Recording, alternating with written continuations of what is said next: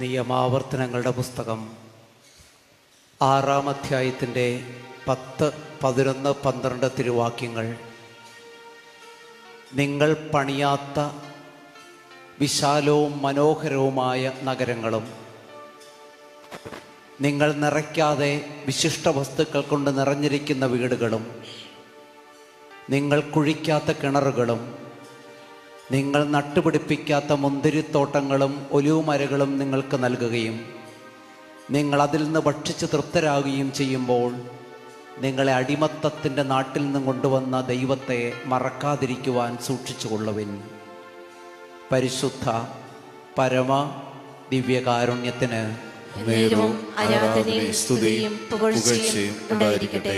ദിനവൃത്താന്തങ്ങളുടെ 1-ാം പുസ്തകം 4-ാം അധ്യായം 10-ാം തിരുലിഖിതം. ദൈവമേ, അങ്ങനെ അനുഗ്രഹിച്ച് എൻ്റെ അതിരുകൾ വിസ്തൃതമാക്കണമേ. അങ്ങയുടെ കരം എന്നോടൊപ്പമായിരിക്കുകയും സകല വിപത്തുകളിൽ നിന്ന് എന്നെ കാത്തുകൊള്ളുകയും ചെയ്യണമേ. പരിശുദ്ധ പരമ ദിവ്യകാരുണ്യത്തിന് ഒബാദ്യ പ്രവചനം 1-ാം അധ്യായത്തിൻ്റെ 12-ാം തിരുലിഖിതം. നിന്റെ സഹോദരൻ്റെ കഷ്ടതയുടെ നാളുകളിൽ നീ ഗർവോടെ സന്തോഷിക്കരുതായിരുന്നു. നിത്യസ്തുതിക്ക് യോഗ്യമായ പരിശുദ്ധ പരമ ദിവ്യകാരുണ്യത്തിന്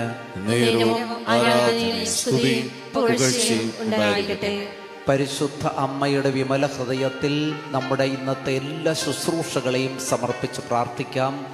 കൃപ നിറഞ്ഞ മറിയമേ, നിനക്ക് സമാധാനം. നമ്മുടെ കർത്താവ് നിന്നോടുകൂടെ.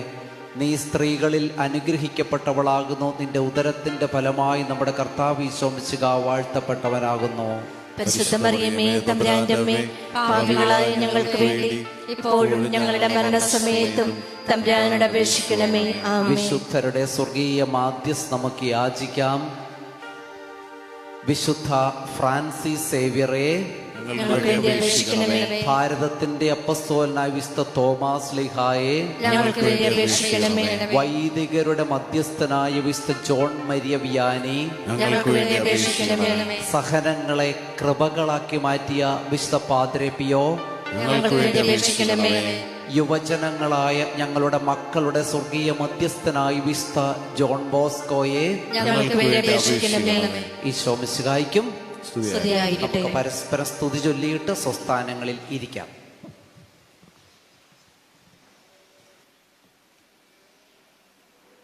ഉച്ചത്തിൽ പറയാ ഹാലേലൂയ, ഹാലേലൂയ. ഒന്ന് ചേർന്ന് പറയാം ഹാലേലൂയ, ഹാലേലൂയ. വലതുകരം ഉയർത്തി ഹാലേലൂയ, ഹാലേലൂയ, ഹാലേലൂയ, ഹാലേലൂയ. ഇരുകരങ്ങളും ഉയർത്തി ഹാലേലൂയ, ഹാലേലൂയ. കരങ്ങൾ വീശിക്കൊണ്ട് ഹാലേലൂയ, ഹാലേലൂയ, ഹാലേലൂയ, ഹാലേലൂയ. നിങ്ങൾക്ക് എല്ലാവർക്കും സുഖമാണെന്ന് ഞാൻ വിശ്വസിക്കുകയാണ്. പണ്ടൊക്കെ എഴുത്തെഴുതുന്നതൊക്കെ നിങ്ങൾ കണ്ടിട്ടില്ലേ? നിങ്ങൾക്കെല്ലാവർക്കും സുഖമാണോ? സുഖമാണെന്ന് കരുതുന്നു. എനിക്കിവിടെ സുഖമാണ് എന്ന് പറയുന്നത് പോലെ തന്നെ നിങ്ങൾക്കെല്ലാവർക്കും സുഖമാണെന്ന് ദൈവനാമത്തിൽ ഞാൻ വിശ്വസിക്കുകയാണ്.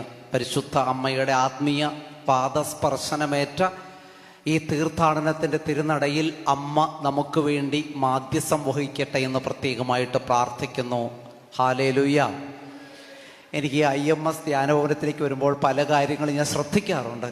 ഈ പ്രാവശ്യം എന്നെ ശ്രദ്ധിച്ചിട്ട് എനിക്കൊത്തിരി സന്തോഷം തോന്നിയൊരു കാര്യമുണ്ട്. ഇതിനു മുമ്പ് ഇതോടെ ഉണ്ടായിരുന്നോ എന്നറിയില്ല, പക്ഷെ ഇന്നാണ് ഞാൻ ശ്രദ്ധിച്ചത്.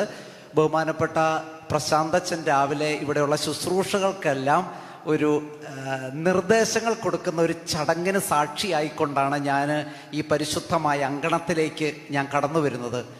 ഞാൻ അവിടെ മാലാഖമാരുടെ ഒരു സമ്മേളനമായിരുന്നു എന്ന് ഞാൻ സംശയിച്ചു പോയി. കാരണം എല്ലാവരും വെള്ള വസ്ത്രങ്ങൾ അണിഞ്ഞ് ആ ദേവാലയത്തിൽ ഒരുമിച്ച് കൂടിയിരിക്കുന്നത് ഞാൻ കാണുവാനിട്ടിടയായി. ഞാൻ ആദ്യമായിട്ട് തന്നെ ഈ IMS ധ്യാന വൈദികരെ ഞാൻ അഭിനന്ദിക്കുകയാണ്. കാരണം നമ്മളൊരു ശുശ്രൂഷയ്ക്ക് വരുമ്പോൾ അതിൻ്റെതായ ചില ചിട്ടവട്ടങ്ങളും ക്രമങ്ങളും ഉണ്ട്. അതുകൊണ്ട് എല്ലാ വെള്ള വസ്ത്രധാരികളായ എല്ലാ ശുശ്രൂഷകരെയും ഞാൻ അഭിനന്ദിക്കുന്നതോടൊപ്പം അതിനുവേണ്ടി പരിശ്രമിച്ച വൈദികരെ ഞാൻ പ്രത്യേകമായിട്ട് അഭിനന്ദിക്കുകയാണ്. ഞാൻ നിങ്ങൾ പറഞ്ഞു ഞാൻ സെൻറ്റ് സ്റ്റീഫൻസ് ചർച്ച് കൊല്ലത്ത് നിന്നാണ് വരുന്നത്. ഞാൻ അവിടെ ആൾക്കാരെ ഇങ്ങനെ ഉദ്ബോധിപ്പിച്ചുകൊണ്ടിരിക്കുകയാണ്. ഞാൻ അവരോട് പറഞ്ഞു, എന്നെങ്കിലും എനിക്കൊന്ന് ട്രാൻസ്ഫറായി പോകുന്നതിന് മുമ്പ് സ്ത്രീകളെല്ലാവരും വെള്ള സാരിയൊക്കെ ഉടുത്ത് വരുന്നത്, പുരുഷന്മാരെല്ലാവരും വെള്ള ഷർട്ടും വെള്ള മുണ്ട് ഉടുത്ത് വരുന്നത് കണ്ടിട്ട് വേണം എനിക്ക് മരിക്കാൻ എന്ന് ഞാൻ അവരോട് പറഞ്ഞിട്ടുണ്ട്. നിങ്ങൾ പള്ളിയിലൊക്കെ പോകുമ്പോൾ എൻ്റെ പ്രിയപ്പെട്ടവരെ, നിങ്ങൾ ഇതൊരു ത്യാഗമായിട്ട് ഏറ്റെടുക്കണം. സർക്കസ് കാണാൻ പോകുന്ന പോലെ അല്ല നമ്മളൊരു ദേവാലയത്തിലേക്ക് വിശുദ്ധ കുർബാനയ്ക്കായിട്ട് പോകേണ്ടത്. എനിക്ക് തോന്നുന്നു, എനിക്ക് കേരള കത്തോലിക്ക സഭയിലുള്ള പിതാക്കന്മാരോടും അച്ഛന്മാരോടും അൽമായരോടും ഒരു പരാതി ബോധിപ്പിക്കാനുണ്ട്. എനിക്ക് ഈ വേദിയിൽ മാത്രമേ പരാതി ബോധിപ്പിക്കാനുള്ളൂ. നമ്മുടെ പള്ളികളിലേക്ക് എങ്ങനെ വേണേലും ആർക്ക് വേണേലും എന്തു വസ്ത്രം ധരിച്ചും എന്തു പേക്കൂത്തും കാണിച്ചും കയറി ചെല്ലാമെന്നുള്ള ഒരു ശീലം നമ്മൾ ഉണ്ടാക്കി വെച്ചു. നമ്മളെ ഹൈന്ദവ സഹോദരന്മാരൊക്കെ ഒത്തിരി പ്രാർത്ഥിക്കുവാന്ന ഗുരുവായൂർ അമ്പലമുണ്ട്. അവിടെ നിങ്ങൾ കീറിയ ജീൻസ് പാൻറ്റും ഇറുകിയ ഡ്രസ്സും ഇട്ടുകൊണ്ട് കയറി ചെല്ലുക. നിങ്ങളുടെ മൂട്ടിന് തീ കൊടുത്തിട്ട് അവർ ഓടിക്കും. വേണ്ട. ഒരു മുസ്ലിം ആരാധനാലയത്തിൽ നിങ്ങളൊരു തൊപ്പി ഇല്ലെങ്കിൽ ഒരു തലമറയ്ക്കുന്ന ഒരു തൂവാലയില്ലാതെ നിങ്ങളെ ആ മദ്രസയ്ക്കകത്ത് കയറ്റില്ല. പക്ഷെ നമ്മുടെ ദേവാലയത്തിലേക്ക് നിങ്ങളൊന്ന് പോയി നോക്ക്. നമുക്കെന്തും ചെയ്യാം, എന്തും കാട്ടിക്കൂട്ടാവുന്ന ഒരു കൂടാരമായി നമ്മുടെ ദേവാലയത്തെ മാറ്റി എന്നുള്ളതാണ് എനിക്ക് സഭയോടുള്ള പരാതി, മെത്രാന്മാരോടുള്ള പരാതി, അച്ഛന്മാരോടുള്ള പരാതി, നിങ്ങളോടുള്ള പരാതി. ദൈവത്തിൻ്റെ ഭവനം പ്രാർത്ഥനയ്ക്കുള്ള പരിശുദ്ധമായ ഭവനമാണ്. അതുകൊണ്ട് ചേച്ചിമാരോട് എനിക്കൊരു അഭ്യർത്ഥനയുണ്ട്. നിങ്ങളുടെ ഭർത്താക്കന്മാരുടെ ജന്മദിനം നിങ്ങൾക്ക് ഓർമ്മയുണ്ടോ? ഓർമ്മയുണ്ട്. ആ ഓർമ്മയുണ്ടെങ്കിൽ അടുത്ത ജന്മദിനത്തിന് നിങ്ങൾ അവരുടെ പോക്കറ്റിൽ നിന്ന് കട്ടെടുത്ത പൈസ, അവർ കുടിച്ച് ലക്കിട്ട് കിടക്കുമ്പോൾ അവരുടെ പോക്കറ്റിൽ നിന്ന് അടിച്ചു മാറ്റിയ പൈസ നിങ്ങളുടെ കയ്യിലുണ്ടെന്ന് എനിക്കറിയാം. ആ പൈസ കൊണ്ട് MCRൻ്റെയോ രാംരാജിൻ്റെയോ വൈറ്റ് മിനിസ്റ്ററിൻ്റെയോ നല്ല ഒന്നാം തരം വെള്ള ഷർട്ട് മേടിച്ചിട്ട് അവർക്ക് മേടിച്ചു കൊടുത്തിട്ട് പറയണം, ഞായറാഴ്ച പള്ളിയിൽ പോകുമ്പോൾ ദേ മനുഷ്യ, നിങ്ങൾ വെള്ള ഷർട്ട് ഇടാതെ പോയാൽ കഞ്ഞീൻ്റെ വെള്ളം തിരിച്ചു വരുമ്പോൾ ഞാൻ ഉണ്ടാക്കി തരില്ല. അങ്ങനെ നമ്മൾ ചില അച്ചടക്കങ്ങളൊക്കെ, എന്നിട്ട് നിങ്ങൾ കാഞ്ചീപുരം പട്ട് സാരി എടുത്തിട്ട് പോകരുത്. ഈ ചേച്ചി വന്ന പോലെ നല്ല വെള്ള സാരിയൊക്കെ എടുത്ത് അത് കാണുമ്പോൾ എന്തൊരു ഭംഗിയാണെന്നറിയാവോ? ഉച്ചത്തിൽ പറഞ്ഞ ഹല്ലേലൂയ, ഹല്ലേലൂയ. പ്രിയപ്പെട്ട സഹോദരങ്ങളെ, നമുക്ക് ഏകദേശം ഒരു മണിക്കൂർ സമയമുണ്ട്. ഒത്തിരി കാര്യങ്ങൾ പറയാനുണ്ട്. എനിക്ക് ആമുഖമായിട്ട് എനിക്കൊരു കാര്യം പറഞ്ഞു. ഇനി ഒരു കാര്യത്തിൻ്റെ കുറവ് ഇവിടെയുണ്ട്. ഇവിടെ ഇരിക്കുന്ന ഈ 3 പേർക്കും കൂടെ വെള്ള ഡ്രസ്സ് കൊടുക്കാനുണ്ട്. ഇവിടെ ഇരിക്കുന്ന 3 പേർക്കും കൂടെ വെള്ള ഡ്രസ്സ് കൊടുത്തു കഴിഞ്ഞാൽ എല്ലാം പൂർത്തിയായി. അതുകൊണ്ട് എനിക്ക് ആ ഒരു സങ്കടം കൂടിയുണ്ട്. അത് എനിക്ക് യോഷിയച്ചനെ ചെയ്യിപ്പിക്കും. അവരെയും കൂടെ വെള്ള വസ്ത്രം ഇടിപ്പിച്ചിട്ട് അവിടെ വന്നിരിക്കണം. ഉച്ചത്തിൽ പറഞ്ഞ ഹല്ലേലൂയ, ഹല്ലേലൂയ. ഇതുവരെ അവർ ഹല്ലേലൂയ പറഞ്ഞുകൊണ്ടിരുന്നതാണ്. ഇത് പറഞ്ഞു കഴിഞ്ഞപ്പോൾ തന്നെ അവർ സൈലൻ്റായി. എൻ്റെ പ്രിയപ്പെട്ട സഹോദരങ്ങളെ, എനിക്ക് തോന്നുന്നു ഈ IMS ആലയത്തിൽ നിത്യ സന്ദർശകനായി മാറി എന്നാ തോന്നുന്നത്. ഒരു നിത്യ സന്ദർശകനായി മാറി. ഞാൻ ചിന്തിക്കാറുണ്ട്, സാധാരണ ഒരു സ്ഥലത്ത് എന്നെ ധ്യാനത്തിന് വിളിച്ചാൽ പിന്നെ അടുത്ത പ്രാവശ്യം എന്നെ വിളിക്കാറില്ല. യഥാർത്ഥത്തിൽ ഇവിടെയുള്ള ബിജു ബ്രദറിന് വട്ടായി പോയതാണ്, എനിക്ക് വട്ടായി പോയതാണെന്ന് എനിക്കറിയില്ല. ആർക്കോ എന്തൊക്കെയോ സംഭവിച്ചിട്ടുണ്ട്. അതിൽ പറയാം ഹല്ലേലൂയ. പ്രിയപ്പെട്ട സഹോദരങ്ങളെ, നമ്മൾ ഈ 1 മണിക്കൂർ സമയം ഒരു അടയാത്ത ഒരു ശ്രദ്ധ ഞാൻ നിങ്ങളിൽ ആവശ്യപ്പെടുകയാണ്. നിങ്ങൾ ശ്രദ്ധിച്ച് കേട്ടില്ലെങ്കിൽ നിങ്ങൾ എന്നെ തെറ്റിദ്ധരിക്കും. ശ്രദ്ധിച്ച് കേട്ടില്ലെങ്കിൽ നിങ്ങൾ എന്നെ തെറ്റിദ്ധരിക്കും. അതുകൊണ്ട് ഒരു അസാധാരണമായ ഒരു ഏകാഗ്രത ഈ വചന കേൾവിയുടെ സമയത്ത് നിങ്ങളിന്ന് ഞാൻ ആഗ്രഹിക്കുകയാണ്. ആത്മീയ മേഖലയിൽ വളരാൻ ആഗ്രഹിക്കുന്നവർക്ക് അനന്ത സാധ്യതകളുടെ വിത്ത് ഒളിപ്പിച്ചു വച്ചിരിക്കുന്ന ഒരു ചിമിഴിൻ്റെ പേരാണ് കത്തോലിക്ക സഭ. ആത്മീയ മേഖലയിൽ നിങ്ങൾ വളരാൻ ആഗ്രഹിക്കുന്നുണ്ട് എങ്കിൽ ആ മേഖലകളിലൂടെ ഗിരിനെറുകയിലേക്ക് നിങ്ങളെ കൈപിടിച്ച് കൂട്ടിക്കൊണ്ടുപോകുന്ന ഒരു സഹയാത്രികന്റെ പേരാണ് കത്തോലിക്ക സഭ. ഞാൻ എന്തുകൊണ്ടാണ് അങ്ങനെ പറയുന്നത്? നിങ്ങളൊന്ന് ചിന്തിച്ചു നോക്കുക. നിങ്ങൾ ഉള്ളങ്കാൽ മുതൽ ഉച്ചി വരെ പാപത്തിന്റെ മൂക്കറ്റത്തോളം മുങ്ങിയ ഒരു മനുഷ്യനാണെന്ന് വിചാരിക്കുക. ആ കുറ്റബോധവും പേറി നിങ്ങൾ ജീവിതകാലം മുഴുവൻ ജീവിക്കേണ്ട ആവശ്യമില്ല. ആ മേഖലകളിൽ നിന്ന് വിടുതൽ പ്രാപിച്ച് ക്രിസ്തുവിലേക്ക് വളരാൻ കത്തോലിക്ക സഭ ഒരുക്കി വച്ചിരിക്കുന്ന ഒരു വിത്തിന്റെ പേരാണ് കുമ്പസാരം. നിങ്ങൾ കുറ്റബോധവും പാവപേരവും പേര് നടക്കേണ്ട ആവശ്യമില്ല. കത്തോലിക്ക സഭ അവിടെ നിങ്ങൾക്കൊരു ഒരു മേഖല ഒരുക്കിയിട്ടുണ്ട്, അനുതാപത്തിന്റെ മേഖല. നിങ്ങൾ പ്രഭാഷകന്റെ പുസ്തകം 17-ാം അധ്യായത്തിന്റെ 24-ാം തിരുവാക്യത്തിൽ ഇങ്ങനെ വായിക്കും: പശ്ചാത്തപിക്കുന്ന പാപിക്ക് തിരിച്ചു വരാൻ അവിടുന്ന് അവസരം നൽകും, ചഞ്ചല ഹൃദയർക്ക് പിടിച്ചു നിൽക്കാൻ അവിടുന്ന് പ്രോത്സാഹനം നൽകും. നിങ്ങൾ പത്രത്തിലൊക്കെ വായിച്ചിട്ടുണ്ടാവണം, ഒരു 3 മാസങ്ങൾക്ക് മുമ്പ് മലബാറിൽ 17 വയസ്സുള്ള ഒരു ചെറുപ്പക്കാരൻ, വർഷങ്ങൾക്ക് മുമ്പ് അവൻ ഒരു കൊലപാതകം നടത്തി.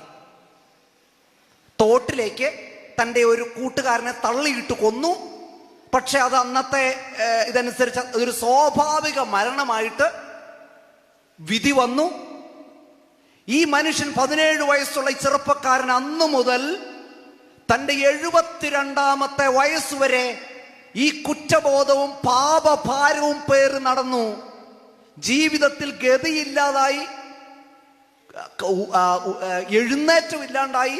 അവസാനം നിങ്ങളെല്ലാവരും വാർത്ത വായിച്ചിട്ടുണ്ട്, ഇദ്ദേഹം കോടതിയിൽ പോയി കീഴടങ്ങി തൻ്റെ കുറ്റസമ്മതം നടത്തിയിട്ട് പറയുകയാണ്, ഇനി എനിക്ക് പാപഭാരവും കുറ്റബോധവും പേര് നടക്കാനായിട്ട് എനിക്ക് പറ്റുന്നില്ല. പക്ഷേ ഒരു ക്രൈസ്തവനെ സംബന്ധിച്ചിടത്തോളം ഒരു പാപഭാരവും കുറ്റബോധവും പേര് നടക്കേണ്ട ആവശ്യമില്ല. നീ ഏത് വലിയ കൊടും പാപിയാണെങ്കിലും അനുതാപത്തോടെ, പശ്ചാത്താപത്തോടെ പാപത്തിന്റെ മേഖലയിൽ നിന്നും വിടുതൽ നൽകണമെന്ന ആഗ്രഹത്തോടു കൂടി എൻ്റെ പ്രിയപ്പെട്ടവരെ, കുമ്പസാരക്കൂടിനെ സമീപിച്ചാൽ ദൈവം നിങ്ങളുടെ പാപങ്ങൾ ക്ഷമിക്കും. ഇത് കത്തോലിക്ക സഭയുടെ മാത്രം ഒരു പ്രത്യേകതയാണ്. ആലപ്പുഴക്കാർക്ക് ഒത്തിരി പരിചയമുള്ള ഒരു വ്യക്തിയാണ് ഇറച്ചി ആൽവിൻ. കേട്ടിട്ടുണ്ടോ ഇറച്ചി ആൽവിൻ? നിങ്ങൾക്ക് പരിചയമുണ്ട്. ഒരുപക്ഷെ അദ്ദേഹം ഈ ധ്യാന കേന്ദ്രത്തിൽ അദ്ദേഹത്തിന്റെ സാക്ഷ്യം പറഞ്ഞിട്ടുണ്ടാവണം. ഒരു സമയത്ത് ആലപ്പുഴ തീരദേശത്തെ വിറപ്പിച്ച മനുഷ്യൻ, ക്രിമിനൽ കേസുകളിലെ പ്രതി, ഒത്തിരി കൊലപാതക കേസുകളിൽ ഇദ്ദേഹത്തെ കോടതി ജീവപര്യന്തം തടവിന് വിധിച്ചു. മനുഷ്യരുടെ ചോര മണത്ത് ആസ്വദിച്ച ഈ മനുഷ്യനെ കുറ്റബോധം വേട്ടയാടിയില്ല. ആ ജയിലറയ്ക്കുള്ളിൽ ഇദ്ദേഹം കഴിഞ്ഞിരുന്ന സമയത്ത് ക്രിസ്തുവിന്റെ വിശുദ്ധ ബലിയിലൂടെ മാറിയ ചോരയുടെയും രക്തത്തിന്റെയും ഗന്ധം ഈ മനുഷ്യനെ മാനസാന്തരത്തിലേക്ക് നയിച്ചു. ഇദ്ദേഹം ആകാശപ്പറവകളെ സ്ഥാപിച്ച കുറ്റിക്കലച്ചന്റെ ശിഷ്യത്വം സ്വീകരിച്ച്, നിങ്ങൾക്കറിയാം, ഇത് അദ്ദേഹം ഒരു അഗതി മന്ദിരം നടത്തുകയാണ്. അദ്ദേഹം കുറ്റബോധത്തിലും പാപബോധത്തിലും ജീവിക്കുകയല്ല ചെയ്തത്. കത്തോലിക്ക സഭ ഒരുക്കിയിരിക്കുന്ന അനുതാപത്തിന്റെ കൂദാശ സ്വീകരിച്ച് അദ്ദേഹം ഒരു വിശുദ്ധിയുടെ മറ്റൊരു മേഖല തിരഞ്ഞെടുത്തു. അതുകൊണ്ട് ഇത്രയധികം ആത്മീയ മേഖലയിൽ നമ്മളെ വളർത്താൻ അനുവദിക്കുന്ന ഒരു പ്രസ്ഥാനവും ഈ ലോകത്ത് മറ്റൊന്നില്ല. ഇനി നിങ്ങൾ നോക്കിയോ, കത്തോലിക്ക സഭയിൽ നടക്കുന്ന അടയാളങ്ങളുടെയും അത്ഭുതങ്ങളുടെയും 1000-ൽ 1 പോലും ഇതര സഭാ സമുദായങ്ങളിൽ നടക്കുന്നില്ല എന്നുള്ളത് നമ്മൾ പ്രത്യേകം ശ്രദ്ധിക്കേണ്ട ഒരു കാര്യമാണ്. നിങ്ങൾ ഈ അടുത്ത കാലത്ത് കേരള സഭ അത്ഭുതമാണെന്ന് ഔദ്യോഗികമായിട്ട് പ്രഖ്യാപിച്ചൊരു ദിവ്യകാരുണ്യ അത്ഭുതമുണ്ട്. നിങ്ങളിൽ പലരും പോയിട്ടുണ്ടായിരിക്കണം. കണ്ണൂർ ജില്ലയിൽ വിളക്കന്നൂർ എന്ന ഒരു സ്ഥലത്തെ ദിവ്യകാരുണ്യ അത്ഭുതം. ആരെങ്കിലും ഇവിടെ പോയിട്ടുണ്ടോ? ഉണ്ടെങ്കിൽ കൈപൊക്കാവോ? അവിടെ പോയി കണ്ടിട്ടുള്ളൂ? ദൈവത്തിന് സ്തുതിയായിരിക്കട്ടെ. അപ്പോൾ ഈ 2 സഹോദരിമാരോട് ചോദിച്ചറിയാം. ആ ഇടവകയുടെ തൊട്ടടുത്താകട്ടെ എൻ്റെ ഇടവക. ആ ഇടവക കഴിഞ്ഞാൽ പിന്നെ എൻ്റെ ഇടവകയാണ്. ഇത് വിളക്കന്നൂർ ഇടവക. ഈ ചേച്ചിയോടൊക്കെ ചേച്ചി ഒരു കുഗ്രാമത്തിലാണ് ഈ ഒരു പള്ളി. കണ്ട, ഒരു കുഗ്രാമത്തിലാണ് ഈ പള്ളി. ഏകദേശം 250ഓളം ഇടവകങ്ങളുള്ള മാത്രം ഒരിടവക. ഈ ഇടവക അത്ര മാതൃകാപരമായ ഇടവകയൊന്നും ആയിരുന്നില്ല, അത്ര മാതൃകാപരമായ ഇടവകയൊന്നും ആയിരുന്നില്ല. വിശുദ്ധിയുടെ ഗിരിനെറുകയിൽ മുത്തമിട്ട ഒരിടവകയൊന്നും ആയിരുന്നില്ല. ഈ അത്ഭുതം നടക്കുന്നതിന് മുമ്പ്, ഏകദേശം ഒരാഴ്ചക്ക് മുമ്പ്, ഒരു വിഘടിത ഗ്രൂപ്പിലെ കുറെ ആൾക്കാർ വന്ന് ഈ പള്ളിക്കടുത്ത്, ഈ പള്ളിയുടെ ഏകദേശം ചുറ്റുവട്ടത്ത് പ്രാന്തപ്രദേശത്ത് അവരുടെ ഒരു സമ്മേളനം സംഘടിപ്പിച്ചു. ഈ സമ്മേളനത്തിൽ മുഴങ്ങിക്കേട്ട രണ്ട് കാര്യങ്ങൾ ഇതായിരുന്നു: പൗരോഹിത്യം കള്ളത്തരമാണ്, ദിവ്യകാരുണ്യം നിങ്ങളതിൽ വിശ്വസിക്കരുത്. ഈ രണ്ട് കാര്യങ്ങളാണോ പറഞ്ഞത്? പൗരോഹിത്യം കള്ളത്തരമാണെന്നും ദിവ്യകാരുണ്യത്തിൽ നിങ്ങൾ വിശ്വസിക്കരുതെന്നുമുള്ള ഒരു കാര്യമാണ് ഇവരുടെ ഈ സമ്മേളനത്തിൽ മുഴങ്ങിക്കേട്ടത്. ഈ സമ്മേളനം കഴിഞ്ഞ് ഒരാഴ്ച കഴിഞ്ഞ് ഒരു വെള്ളിയാഴ്ച ദിവസം ഈ വിളക്കന്നൂർ പള്ളിയിലെ വൈദികൻ അപ്പമെടുത്തു വാഴ്ത്തി, അതിനുശേഷം അത് പീലാസിയിലേക്ക് വെച്ചു. അദ്ദേഹം ഈ വാഴ്ത്തുന്ന സമയത്ത്, കൂദാശകർമ്മത്തിന്റെ സമയത്ത്, ചെറിയൊരു കറുത്ത പാട് ഇതിൽ നോട്ട് ചെയ്തു. അച്ഛൻ വിചാരിച്ചു അച്ഛൻ പ്രായമുള്ള ഒരു വൈദികനായതുകൊണ്ട് കണ്ണിന്റെ ഒരു പ്രശ്നമാണെന്ന് വിചാരിച്ചു. പക്ഷേ ഓരോ പ്രാർത്ഥനകൾ ചൊല്ലുന്തോറും ഈ ഓസ്തിയിലെ ആ ഒരു മനുഷ്യരൂപത്തിന്റെ കളറിങ്ങനെ മാറിക്കൊണ്ടേയിരുന്നു. അവസാനം സീറോ മലബാർ ആരാധനക്രമ വത്സരത്തിലുള്ള ഒരു പള്ളിയാണ്. അവസാനം ഈ വിശുദ്ധ കുർബാന ജനങ്ങൾക്ക് നേരെ ഉയർത്തി, അതിനുശേഷം ഇത് വിഭജിക്കുന്ന ഒരു സമയത്ത് ഇദ്ദേഹം നോക്കിയപ്പോഴത്തേനും ഇത് മുഴുവൻ നമ്മൾ എങ്ങനെയാണോ ഈശോയുടെ രൂപം ഈ കുരിശിൽ കാണുന്നത്, അതേ രൂപത്തിലുള്ള ഒരു മനുഷ്യന്റെ രൂപം. അച്ഛൻ വിചാരിച്ചു അച്ഛന് കണ്ണിന്റെ പ്രശ്നമാണെന്ന്. അച്ഛൻ കപ്പ്യാരെ വിളിച്ചിട്ട് ചോദിച്ചു, നീ എന്തെങ്കിലും രഹസ്യത്തിൽ ചോദിച്ചു. ആൾക്കാർ ആ സമയത്ത് പാട്ട് പാടിക്കൊണ്ടിരിക്കുക.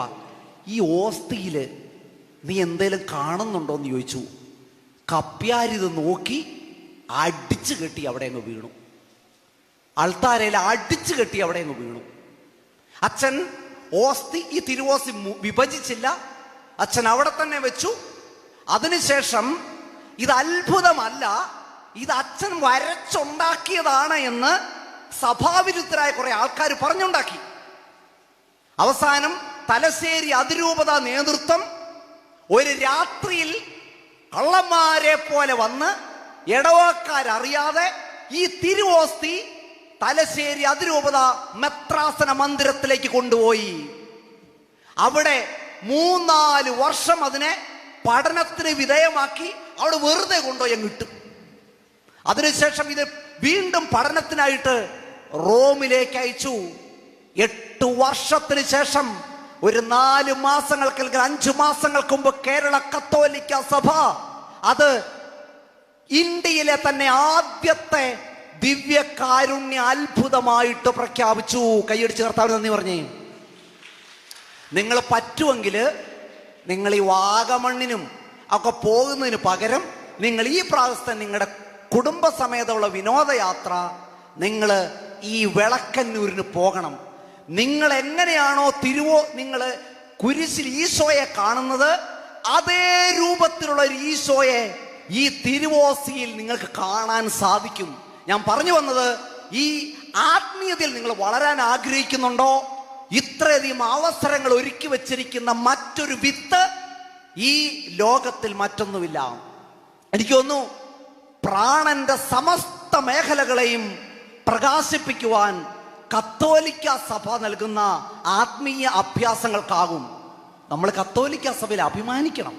നിങ്ങൾക്ക് അഭിമാനം തോന്നുന്നുണ്ടോ? നിങ്ങൾ കത്തോലിക്ക സഭയുടെ ഭാഗമാണെന്നുള്ള അഭിമാനം തോന്നുന്നുണ്ടോ? ഉച്ചത്തിലൊന്ന് കർത്താവിന് നന്ദി പറഞ്ഞേ. Hallelujah, hallelujah. ഞാൻ ഈ കത്തോലിക്ക സഭയുടെ മഹത്വം ഞാൻ മനസ്സിലാക്കിയത് എങ്ങനെയാണെന്നറിയാവോ?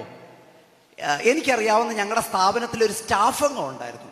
അപ്പോൾ ഈ സ്റ്റാഫ് അംഗം അവിടുത്തെ അച്ഛനുമായിട്ട് വഴക്ക് കൂടിയിട്ട് വേറൊരു വിഘടിത കത്തോലിക്ക ഗ്രൂപ്പിൽ പോയി ചേർന്നു. അത് നമ്മൾ അങ്ങനെയാണല്ലോ, നമ്മളെപ്പോഴും അങ്ങനെയാണ്. അതായത് വികാരി അച്ഛനുമായിട്ട് ഉടക്കിക്കഴിഞ്ഞാൽ നമ്മൾ ഉടനെ ഏതെങ്കിലും ഈ പള്ളിക്ക് പാര വെക്കാൻ പറ്റുന്ന ഏതെങ്കിലും ഒരു ഗ്രൂപ്പിൽ പോയി അങ്ങ് ചേരും. അങ്ങനെ ഇദ്ദേഹം പോയിട്ടൊരു ഗ്രൂപ്പിൽ പോയി ചേർന്നു. അതിനുശേഷം ഇദ്ദേഹത്തിന് തിരിച്ചു വരണമെന്നൊരാഗ്രഹം തോന്നി. ആ അച്ഛൻ ട്രാൻസ്ഫർ ആയി പോയി കഴിഞ്ഞപ്പം തിരിച്ചു വരണമെന്ന് ആഗ്രഹം. ഇനി ഇങ്ങോട്ട് ശ്രദ്ധിച്ച് കേട്ടെ, ഞാനൊരു കാര്യം പറഞ്ഞു തരാം. നിങ്ങൾ നിങ്ങളുടെ ഇടവകയുള്ള അച്ഛനുമായിട്ട് വഴക്ക് കൂടിയിട്ട് നിങ്ങൾ ആ പള്ളിയിൽ പോകുന്നില്ല. നിങ്ങൾ എല്ലാ ദിവസവും പരിശുദ്ധ അമ്മ പ്രത്യക്ഷപ്പെട്ട വേളാങ്കണ്ണി പള്ളിയിൽ പോയാണ് കുർബാന കൂടുന്നത്. നിങ്ങൾ എഴുതി വെച്ചോ, നിങ്ങൾ വേളാങ്കണ്ണിയിലല്ല ജെറുസലേമിൽ പോയി കുർബാന കൂടിയാലും നിങ്ങളുടെ പ്രാർത്ഥന ദൈവം കേൾക്കില്ല. ഇത് നിങ്ങൾ മനസ്സിലാക്കണം. ഇത് നമ്മളെ പോലത്തെ ഒരു വലിയൊരു മണ്ടത്തരമാണ്. എന്ന് പറയുന്നത്, നമ്മൾ ഇടവകയിൽ ഒരു പ്രശ്നം ഉണ്ടായി, അച്ഛൻ എന്നെ വഴക്ക് പറഞ്ഞു, അച്ഛൻ എന്നെ മൈൻഡ് ചെയ്തില്ല, ഞാൻ അച്ഛനെ ഈശോമിശിഹായ്ക്ക് സ്തുതിയായിരിക്കട്ടെ എന്ന് പറഞ്ഞു, അച്ഛൻ എന്നെ നോക്കിയില്ല, അച്ഛൻ്റെ വീട്ടിൽ വന്നില്ല, ഞാൻ കൊണ്ടുവന്ന കറിക്ക് അച്ഛൻ കുറ്റം പറഞ്ഞു.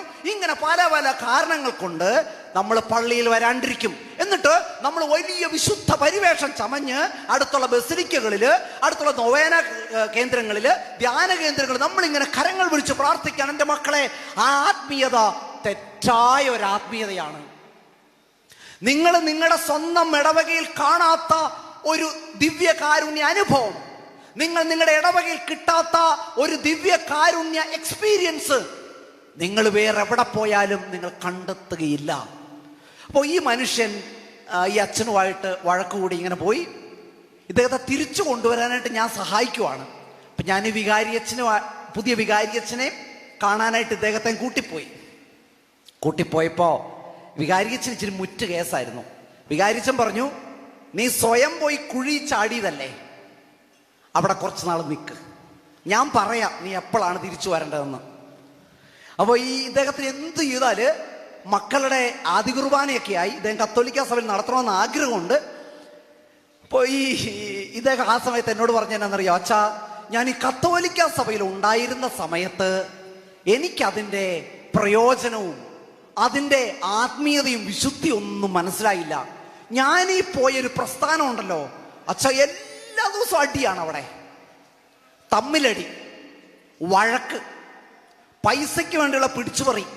പിന്നെ അവിടെയുള്ള ഈ ആത്മീയ നേതൃത്വം നൽകുന്ന ആൾക്കാര് അവരുടെ ഭാര്യയും മക്കളും കഴിഞ്ഞിട്ടുള്ള ശുശ്രൂഷകളെ ഞങ്ങൾക്കുള്ളൂ. നിങ്ങളത് ചിന്തിച്ചു നോക്കിയ, അച്ഛന്മാരുടെ ബ്രഹ്മചര്യത്തെ കുറിച്ചൊക്കെ നിങ്ങൾ ഇങ്ങനെ ഒത്തിരി വിമർശനങ്ങൾ പറയാറില്ലേ? ഇങ്ങോട്ട് നോക്കിയേ, ഞാനൊരു ഉദാഹരണം പറഞ്ഞുതരാം. ഇത് നമുക്ക് കത്തോലിക്ക സഭയോട് നമ്മൾ നന്ദി പറയേണ്ടത്. ഇപ്പം ഞാനൊരു വിവാഹം കഴിഞ്ഞ ഒരു വൈദികനാണെന്ന് നിങ്ങൾ ചിന്തിക്കുക. ഞാൻ വിവാഹം കഴിഞ്ഞു, നിങ്ങൾ അങ്ങനെ ചിന്തിക്കേണ്ട. നിങ്ങൾ വിചാരിക്കും മിനിമം താലി കെട്ടാനായിട്ടുള്ള ആരോഗ്യമെങ്കിലും ഉള്ളവർക്കല്ലേ അച്ഛാ പെണ്ണ് കൊടുക്കുകയുള്ളൂ. അപ്പോൾ നിങ്ങൾ ചിന്തിക്കുക, ഞാനൊരു വിവാഹം കഴിഞ്ഞ ഒരു വൈദികനാണെന്ന് ചിന്തിക്കുക. ചേച്ചിക്ക് സങ്കല്പിക്കാൻ പറ്റുന്നില്ലല്ലേ? ചേച്ചി സങ്കല്പിക്കുക. ഞാൻ കുർബാനയ്ക്ക് കയറുന്നതിന് മുമ്പ് കപ്പ്യാര് വന്നിട്ട് പറയുവാണ്, അച്ഛാ, അച്ഛൻ്റെ ഭാര്യ തല കറങ്ങി വീണു. സത്യസന്ധമായിട്ട് നിങ്ങൾ പറയണം, ഞാൻ കുർബാന ചൊല്ലാൻ പോവോ അതോ എൻ്റെ ഭാര്യ എടുത്തോണ്ട് ഞാൻ അർത്തുങ്കൽ ഹോസ്പിറ്റലിലോട്ട് ഓടുവോ? ആ സാമാന്യ ബോധമുള്ള, ഭാര്യയോട് സ്നേഹമുള്ള ഒരു അച്ഛനാണെങ്കിൽ ഭാര്യ എടുത്തോണ്ട് അർത്തുങ്കൽ പള്ളിയിലോട്ട് ഓടും, നിങ്ങൾ അവിടെ ആകാശത്തേക്ക് നോക്കി നിൽക്കുകയും ചെയ്യും. ഇനി വേറൊരുദാഹരണം ഞാൻ പറയാം. നിങ്ങൾക്ക് രാത്രിയിൽ നിങ്ങൾക്ക് ഭയങ്കര മാനസിക സമ്മർദ്ദം, നിങ്ങൾക്ക് അച്ഛനോട് പോയിട്ടൊന്ന് മനസ്സ് തുറന്നൊന്ന് ഒന്ന് സംസാരിക്കണം. രാത്രി 11 മണിയായി. അപ്പം നിങ്ങൾ വിളിച്ചിട്ട് പറയുകയാണ്, ഞാൻ കല്യാണം കഴിച്ചൊരു അച്ഛനാന്ന് നിങ്ങൾ വിചാരിക്കുക. നിങ്ങൾ വിളിച്ചിട്ട് പറയുകയാണ്, ജെയ്സൺ അച്ഛാ, എനിക്ക് ഭയങ്കര മാനസിക സമ്മർദ്ദം, എനിക്ക് ഭയങ്കര വിഷമമാണ്, എനിക്ക് അച്ഛനുമായിട്ടൊന്ന് സംസാരിക്കണം, ഞാൻ പള്ളി മേടയിലോട്ട് വരുവാണ്.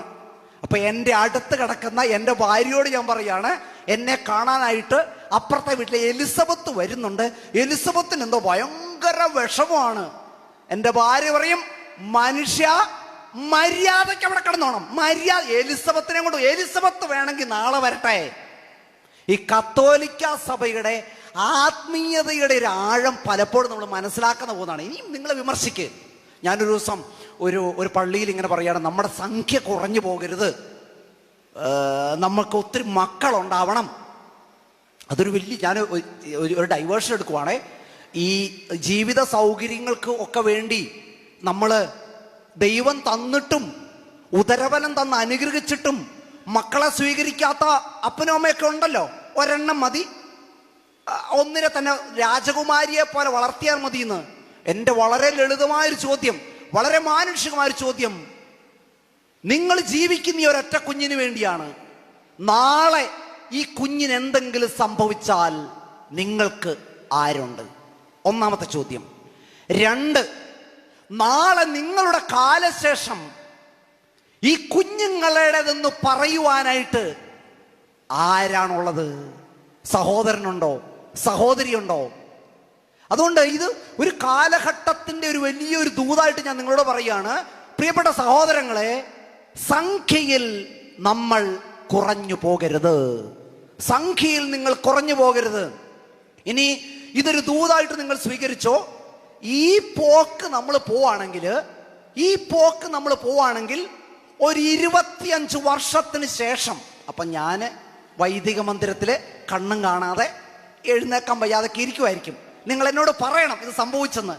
25 വർഷത്തിന് ശേഷം ഈ പോക്ക് പോവാണെങ്കിൽ നമ്മുടെയൊക്കെ പിതാമഹന്മാർ അന്തി ഉറങ്ങിയ സിമിത്തേരി പോലും നമുക്ക് നഷ്ടമാകുന്ന ഒരു സമയം വിദൂരത്തല്ല.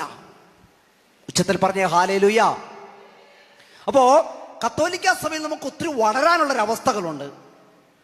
പക്ഷേ നമ്മളെ വേദനിപ്പിക്കുന്ന ഒരു കാര്യം, അളവില്ലാത്ത ഈ ആത്മീയതയുടെ തീർത്ഥഘട്ടത്തിൽ പലവട്ടം നമ്മൾ സ്നാനം ചെയ്തിട്ടും നമ്മുടെ കർമ്മവീഥിയിലും കർമ്മപദത്തിലും ക്രിസ്തു ഒരു പാഥേയമായി മാറുന്നില്ല, ക്രിസ്തു ഒരു അനുഭവമായി മാറുന്നില്ല. ആത്മീയത അല്ലെങ്കിൽ ക്രിസ്തുവിനെ കുറിച്ചുള്ള ഒരു അറിവ് ആ അറിവിന്റെ തലത്തിൽ മാത്രം നിൽക്കുന്നു. അത് നമ്മുടെയൊക്കെ പച്ചയായ ജീവിതത്തിലേക്ക് പകരപ്പെടുന്നില്ല എന്നുള്ളത് നമ്മളെ വേദനിപ്പിക്കുന്ന, അല്ലെങ്കിൽ നമ്മുടെയൊക്കെ ചങ്കിൽ എരിയുന്ന ഒരു വേദനയാണ്. ഈശോയെ ദിവ്യകാരുണ്യത്തിലൂടെ സ്വീകരിച്ചിട്ടും രസകരമല്ലേ, നിങ്ങൾ ദിവ്യകാരുണ്യമായി മാറുന്നുണ്ടോ? ഈശോയെ ദിവ്യകാരുണ്യമായിട്ട് സ്വീകരിച്ചിട്ട് നമ്മൾ ദിവ്യകാരുണ്യമായി മാറുന്നില്ല. എന്താണ് ഈ ദിവ്യകാരുണ്യം? കാരുണ്യം ദൈവത്തിന്റെ രൂപമെടുത്തതിന്റെ പേരാണ് ദിവ്യകാരുണ്യം. ഈശോ കരുണയുടെ രൂപമെടുത്തതിന്റെ പേരാണ് ദിവ്യകാരുണ്യം. അപ്പോൾ വിശുദ്ധ കുർബാന സ്വീകരിക്കും നമ്മൾ കാരുണ്യത്തിന്റെ രൂപമെടുക്കണം. ഞാൻ ഉദാഹരണത്തിലുള്ള പറഞ്ഞ് മനസ്സിലാക്കി തരാം. ഈ തിയോളജി ഞാൻ സിംപ്ലിഫൈ ചെയ്ത് തരാം. ചിക്കൻ ഇഷ്ടപ്പെടുന്നവരല്ലേ നിങ്ങളെല്ലാവരും? ചിക്കൻ ഇഷ്ടപ്പെടുന്നവരാണ്. ഈ ചിക്കന് ഒരു പ്രത്യേകതയുണ്ട്. ഈ ചിക്കൻ 2.5 വർഷം കൊണ്ടാണ് ഒരു നാടൻ കോഴി 3 കിലോ അല്ലെങ്കിൽ 2.5 കിലോ ആകുന്ന കോഴി വീട്ടിലുള്ളവർക്കറിയാം. ഒരു നാടൻ കോഴി 2.5 കിലോ ആയി മാറണമെങ്കിൽ മിനിമം 2 വർഷം, 2.5 വർഷം അല്ലെങ്കിൽ 3 വർഷം, എന്നാൽ ഇതൊരു 2 കിലോ ആകുള്ളൂ. ഈ 2 വർഷം കൊണ്ട് 2 കിലോ ആകേണ്ട കോഴിയാണ് 41 ദിവസം കൊണ്ട് 3 കിലോയുള്ള കോഴിയായി മാറുന്നത്. അപ്പോൾ ഇതിന് കൊടുക്കുന്ന തീറ്റ, ഹോർമോൺ. അപ്പോൾ ഇത് തിന്നുന്ന ഈ കോഴിയെ നമ്മൾ തിന്നുന്നു, ഈ കോഴി ഇറച്ചി നമ്മൾ തിന്നുന്നു. നിങ്ങൾ ഇപ്പോഴത്തെ കൗമാരത്തിലുള്ള കുട്ടികളെ നോക്കിയോ, പ്രായത്തിൽ കവിഞ്ഞ ശരീര വളർച്ച, പ്രായത്തിൽ കവിഞ്ഞ ചിന്താരീതി. പണ്ട് ഒരു 10ാം ക്ലാസ്സുകാരനുണ്ടാകുന്ന ശാരീരിക വളർച്ചയാണ് ഇന്ന് ഒരു 5ാം ക്ലാസ്സുകാരനുള്ളത്. എന്തുകൊണ്ടാണ്?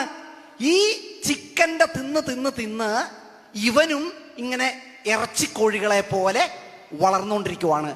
ഈ കോഴിയിറച്ചി തിന്ന ഈ മനുഷ്യൻ, ഈ ചെറുക്കൻ കോഴിയെ പോലെ ചീർക്കുന്നുണ്ട്.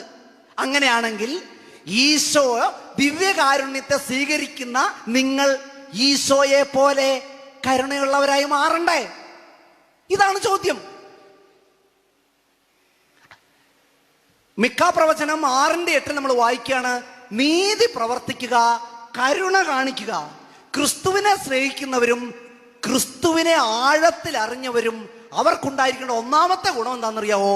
അവര് കരുണയുള്ളവരായിരിക്കണം. ഞാനൊരു ഇടവപ്പള്ളിയിലായിരുന്ന സമയത്ത് ഒരു ടീച്ചറുണ്ട്, ഒരു ഹൈന്ദവ സഹോദരിയായിരുന്നു. ഈ ടീച്ചർ എങ്ങനെയാണ് ക്രിസ്ത്യാനി ആയെന്ന് ചോദിച്ചാൽ വളരെ രസകരമാണ്. എല്ലാ ദിവസവും രാവിലെ ഒരു എയ്ഡഡ് സ്കൂളിൽ പഠിപ്പിക്കാൻ പോകുന്നൊരു ടീച്ചറാണ്. അപ്പൊ സ്കൂളിൽ പോകുമ്പോഴത്തേനും ഈ ഞങ്ങളുടെ പള്ളിയുടെ ഫ്രണ്ടിൽ കൂടെ പോകും. ആ പള്ളിയുടെ ഫ്രണ്ടിൽ എത്തുമ്പോഴത്തേനും ഏകദേശം ദിവ്യകാരുണ്യ സ്വീകരണത്തിന് സമയമാവും. ആ ടീച്ചർ ആൾക്കാർ മുഴുവൻ ദിവ്യകാരുണ്യം സ്വീകരിച്ച് കഴിയുന്നിടം വരെ അവിടെ നിന്ന് പ്രാർത്ഥിക്കും. ഈശോ ആരാണെന്നറിയില്ല, പള്ളി എന്താണെന്നറിയില്ല, കൂദാശകൾ എന്താണെന്നറിയില്ല. അങ്ങനെ പ്രാർത്ഥിച്ച് പ്രാർത്ഥിച്ച് പ്രാർത്ഥിച്ച് ഈ സഹോദരിയുടെ 7 വർഷത്തിന് ശേഷം കത്തോലിക്ക വിശ്വാസം സ്വീകരിച്ചു. ഇന്ന് ഈ ഷീജ ടീച്ചർ ചെയ്യുന്ന എന്താന്ന് പറഞ്ഞാൽ നിങ്ങളെ അമ്പരപ്പിക്കും. അതിരാവിലെ 5 മണിക്ക് എഴുന്നേറ്റ് മദർ തെരേസ സിസ്റ്റേഴ്സ് നടത്തുന്ന അഗതികളുടെ മന്ദിരത്തിലേക്ക് ഈ ടീച്ചർ പോകും. അവിടെയുള്ള കിടപ്പ് രോഗികളെ മലമൂത്ര വിസർജനം കിടക്കയിൽ തന്നെ നടത്തുന്ന ഈ അപ്പച്ചന്മാരെയും അമ്മച്ചിമാരെയും കുളിപ്പിക്കാൻ ഈ സിസ്റ്റർമാരെ സഹായിക്കും. 8 മണിയാകുമ്പോൾ തിരിച്ച് വീട്ടിൽ ചെന്ന് അതിനുശേഷം ഒരുങ്ങി സ്കൂളിലേക്ക് പോകും. 5 മണിക്ക് തിരിച്ച് ഇതേ സ്ഥാപനത്തിൽ വന്ന് ഇവർക്ക് ചോറ് വിളമ്പിക്കൊടുക്കാൻ, ഇവരെ കുളിപ്പിക്കാൻ എല്ലാം സഹായിക്കും. എന്നിട്ട് വീട്ടിലേക്ക് പോകും. എൻ്റെ പ്രിയപ്പെട്ടവരെ, ഇതാണ് വിശുദ്ധ കുർബാന സ്വീകരിക്കുന്ന വ്യക്തികൾ മെല്ലെ മെല്ലെ വിശുദ്ധ കുർബാനയാകുന്നതിൻ്റെ ഉദാഹരണം. ദൈവത്തോട് പ്രാർത്ഥിക്കുന്ന വ്യക്തി, ദൈവത്തെ സ്വീകരിക്കുന്ന വ്യക്തി പതിയെ പതിയെ ദൈവമായി മാറണം. ഇന്ന് ഈശോയ്ക്ക് നമ്മളുള്ള സങ്കടം ദിവ്യകാരുണ്യം സ്വീകരിച്ചിട്ടും കൂദാശകൾ സ്വീകരിച്ചിട്ടും എൻ്റെ പ്രിയപ്പെട്ടവരെ നമ്മൾ പതിയെ പതിയെ ഈശോയായി മാറുന്നില്ല. ഞാൻ കഴിഞ്ഞ ദിവസം കോഴിക്കോട് ജില്ലയിലുള്ള ലുലു സൂപ്പർ മാർക്കറ്റ് ഞാൻ പോകാനായിട്ടിടയായി. എന്നെ അമ്പരപ്പെടുത്തിയ ഒരു കാര്യം, 4 ചെറുപ്പക്കാര് 2 M.Tech, ഒരാൾ ജീസസ് യൂത്തിന്റെ ഫുൾ ടൈമർ, ഒരാൾ MBBS കാരൻ. ഇവര് ഈ ലുലു മോളില്, നിങ്ങൾക്കറിയാം, അവിടെ ഒരു സ്പേസ് കിട്ടണമെങ്കിൽ നമ്മൾ ലക്ഷങ്ങൾ കൊടുക്കണം വാടക. ഇവരൊരു ചെറിയ സ്പേസ് ഇട്ടിട്ട് പ്രോ ലൈഫ്, അതായത് പ്രൊട്ടക്ട് ലൈഫ്, ഇവരൊരു പ്രോജക്റ്റുമായിട്ട് അവിടെ ഇരിക്കുവാണ്, രൂപതയുമായിട്ട് സഹകരിച്ച്. എന്താണെന്നറിയാവോ? സാമ്പത്തിക ബാധ്യത മൂലം കുഞ്ഞുങ്ങളെ വളർത്താനായിട്ട് പ്രയാസപ്പെടുന്ന മാതാപിതാക്കന്മാരെ സഹായിക്കാൻ ഈ 4 ചെറുപ്പക്കാർ, 2 M.Tech-കാര്, ഒരു MBBS കാരൻ ജോലി രാജിവെച്ച് ലീവ് എടുത്തിട്ട് ഈ ലുലു മാളിൽ അവിടെ ഇരിക്കണം. വരുന്നവരോടെല്ലാം നമ്മുടെ കത്തോലിക്ക സഭയില് കുഞ്ഞുങ്ങൾ 3-4 പേരുണ്ടായിട്ട് അവരെ വളർത്താനായിട്ട് സാമ്പത്തിക പ്രയാസമുണ്ട്. അവർക്ക് വേണ്ടി നിങ്ങൾ സഹായിക്കണം. നിങ്ങളൊന്ന് ആലോചിച്ച് നോക്കിയേ, ഇവരൊക്കെയാണ് യഥാർത്ഥത്തിൽ ക്രിസ്തുവിനെ സ്വീകരിച്ച് ക്രിസ്തുവായി മാറിയവര്. അപ്പോസ്തലന്മാരുടെ നടപടി പുസ്തകം 3-ാം അധ്യായത്തില് പരിശുദ്ധാത്മാവിനെ സ്വീകരിച്ച പത്രോസ് ആദ്യം പോയത് എങ്ങോട്ടാണെന്നറിയാം? പള്ളിയിലേക്കല്ല. പരിശുദ്ധാത്മാവിനെ സ്വീകരിച്ച ഈ പത്രോസ് ആദ്യം പോയത് സുന്ദര കവാടത്തിൽ ആ ഒരു രോഗിയുടെ അടുത്തേക്കാണ്. മദർ തെരേസ സഹോദരിമാര്, ഞാൻ ഒത്തിരി ആരാധനയോടുകൂടി നോക്കിക്കാണുന്ന ഒരു സന്യാസ സമൂഹമാണ് ഈ മദർ തെരേസ സിസ്റ്റേഴ്സ്. നിങ്ങൾക്ക് അവരെ പരിചയമുണ്ടോ എന്നറിയില്ല. ഉറക്കം വരുന്നുണ്ടോ നിങ്ങൾക്ക്? മടുത്തോ? പരമാവധി നിങ്ങളെ മടുപ്പിക്കാതിരിക്കാൻ ഞാൻ ശ്രമിക്കുന്നുണ്ട്. പിന്നെ എൻ്റെ ശബ്ദം കേട്ട് ഉറങ്ങാൻ സാധ്യത വളരെ കുറവാണ്. ഞാൻ എപ്പോഴും നിങ്ങളോട് പറഞ്ഞിട്ടില്ല, എൻ്റെ ശരീരത്തിലെ ആരോഗ്യമുള്ള അവയവം ഈ നാക്ക് മാത്രമാണ്. അതായത് പാണ്ടിലോറിയുടെ ഹോൺ എടുത്തിട്ട് പെട്ടിയോട്ടോയ്ക്ക് വെച്ച ഒരവസ്ഥയാണ്. അതുകൊണ്ട് നിങ്ങളാരും ഉറങ്ങുന്നില്ല എന്ന് വിശ്വസിക്കുകയാണ്. ഉച്ചത്തിൽ പറഞ്ഞ ഹല്ലേലൂയ. അടുത്തിരിക്കുന്ന ആളോട് പറഞ്ഞ് ദയവ് ചെയ്ത് ഉറങ്ങരുതെന്ന് പറ. ഈ അച്ഛൻ കഷ്ടപ്പെട്ടിട്ടാണ് ഇങ്ങോട്ട് വന്നെന്ന് പറ. അത് പറയില്ലല്ലേ? ഞങ്ങളുടെ കഷ്ടപ്പാട് ഓർക്കാനായിട്ട് ആരുമില്ല ഇവിടെ. ഉച്ചത്തിൽ പറഞ്ഞ ഹല്ലേലൂയ, ഹല്ലേലൂയ. ഇരുകരങ്ങൾ ഉയർത്തി പറഞ്ഞ ഹല്ലേലൂയ. അപ്പൊ ഈ മദർ തെരേസ സഹോദരിമാര്, നിങ്ങൾക്കറിയാവോ, ഈ മദർ തെരേസ സഹോദരിമാര് 4 മണിക്കാണ് എഴുന്നേക്കുന്നത്. വെളുപ്പിനെ 4 മണിക്ക് ഘടികാരത്തിൽ ഇന്ന് വരെ നിങ്ങൾ ആ സൂചി കണ്ടിട്ടുണ്ടോ? 4 മണിക്കാണ് ഈ സഹോദരിമാർ എഴുന്നേക്കുന്നത്. 4 മുതൽ 5 വരെ അവരുടെ പ്രഭാത പ്രാർത്ഥന, അവരുടെ എല്ലാ ദിവസവുമുള്ള ധ്യാനം. 5 മണിക്ക് വിശുദ്ധ കുർബാന. 5:45 ഇവരെങ്ങോട്ട് ജോലിക്കല്ല പോകുന്നേ.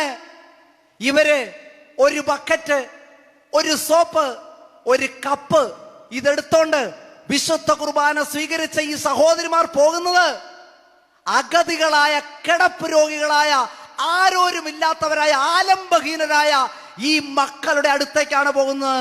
കുർബാന സ്വീകരിച്ചവൻ കുർബാനയായി മാറണം. ഇനി ഈശോ വിശുദ്ധ കുർബാന സ്ഥാപിച്ചു. സഹിയോൻ മാളികയിലെ ഒരരണ്ട വെളിച്ചത്തിൽ അധികാരത്തിന്റെ മേലങ്കി അഴിച്ചു മാറ്റി അടിമത്തത്തിന്റെ അരക്കച്ച ചുറ്റി മീനുളുമ്പുള്ള ശിഷ്യന്മാരുടെ പാദങ്ങൾ മുട്ടിന്മേൽ ഇഴഞ്ഞു നീങ്ങി കഴുകി ചുംബിച്ച് വിശുദ്ധ കുർബാന സ്ഥാപിച്ചു.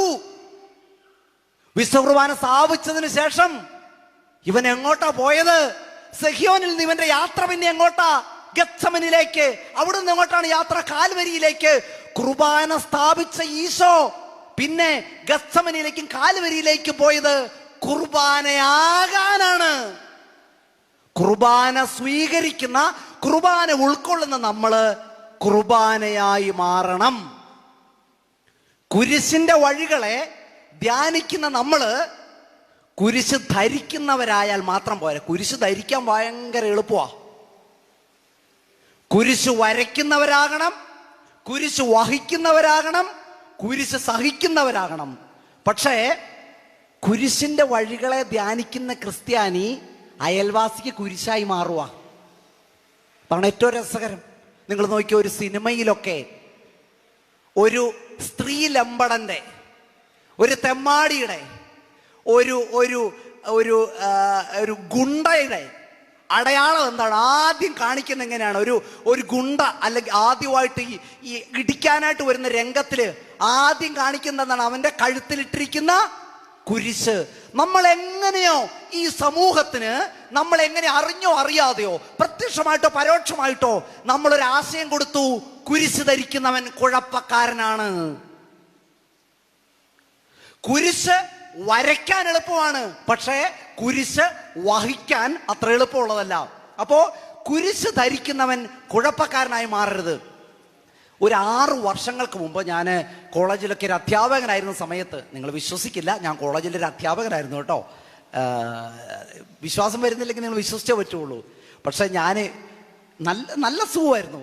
രാവിലെ നമ്മുടെ മുമ്പിൽ ആരാധക വൃന്ദങ്ങൾ, ഇഷ്ടം പോലെ പണം, വണ്ടി, വലിയ വലിയ ആൾക്കാർ നമ്മുടെ അടുത്ത് അഡ്മിഷന് വേണ്ടി കെഞ്ചി നിൽക്കുന്നു. നല്ല സുഖജീവിതം.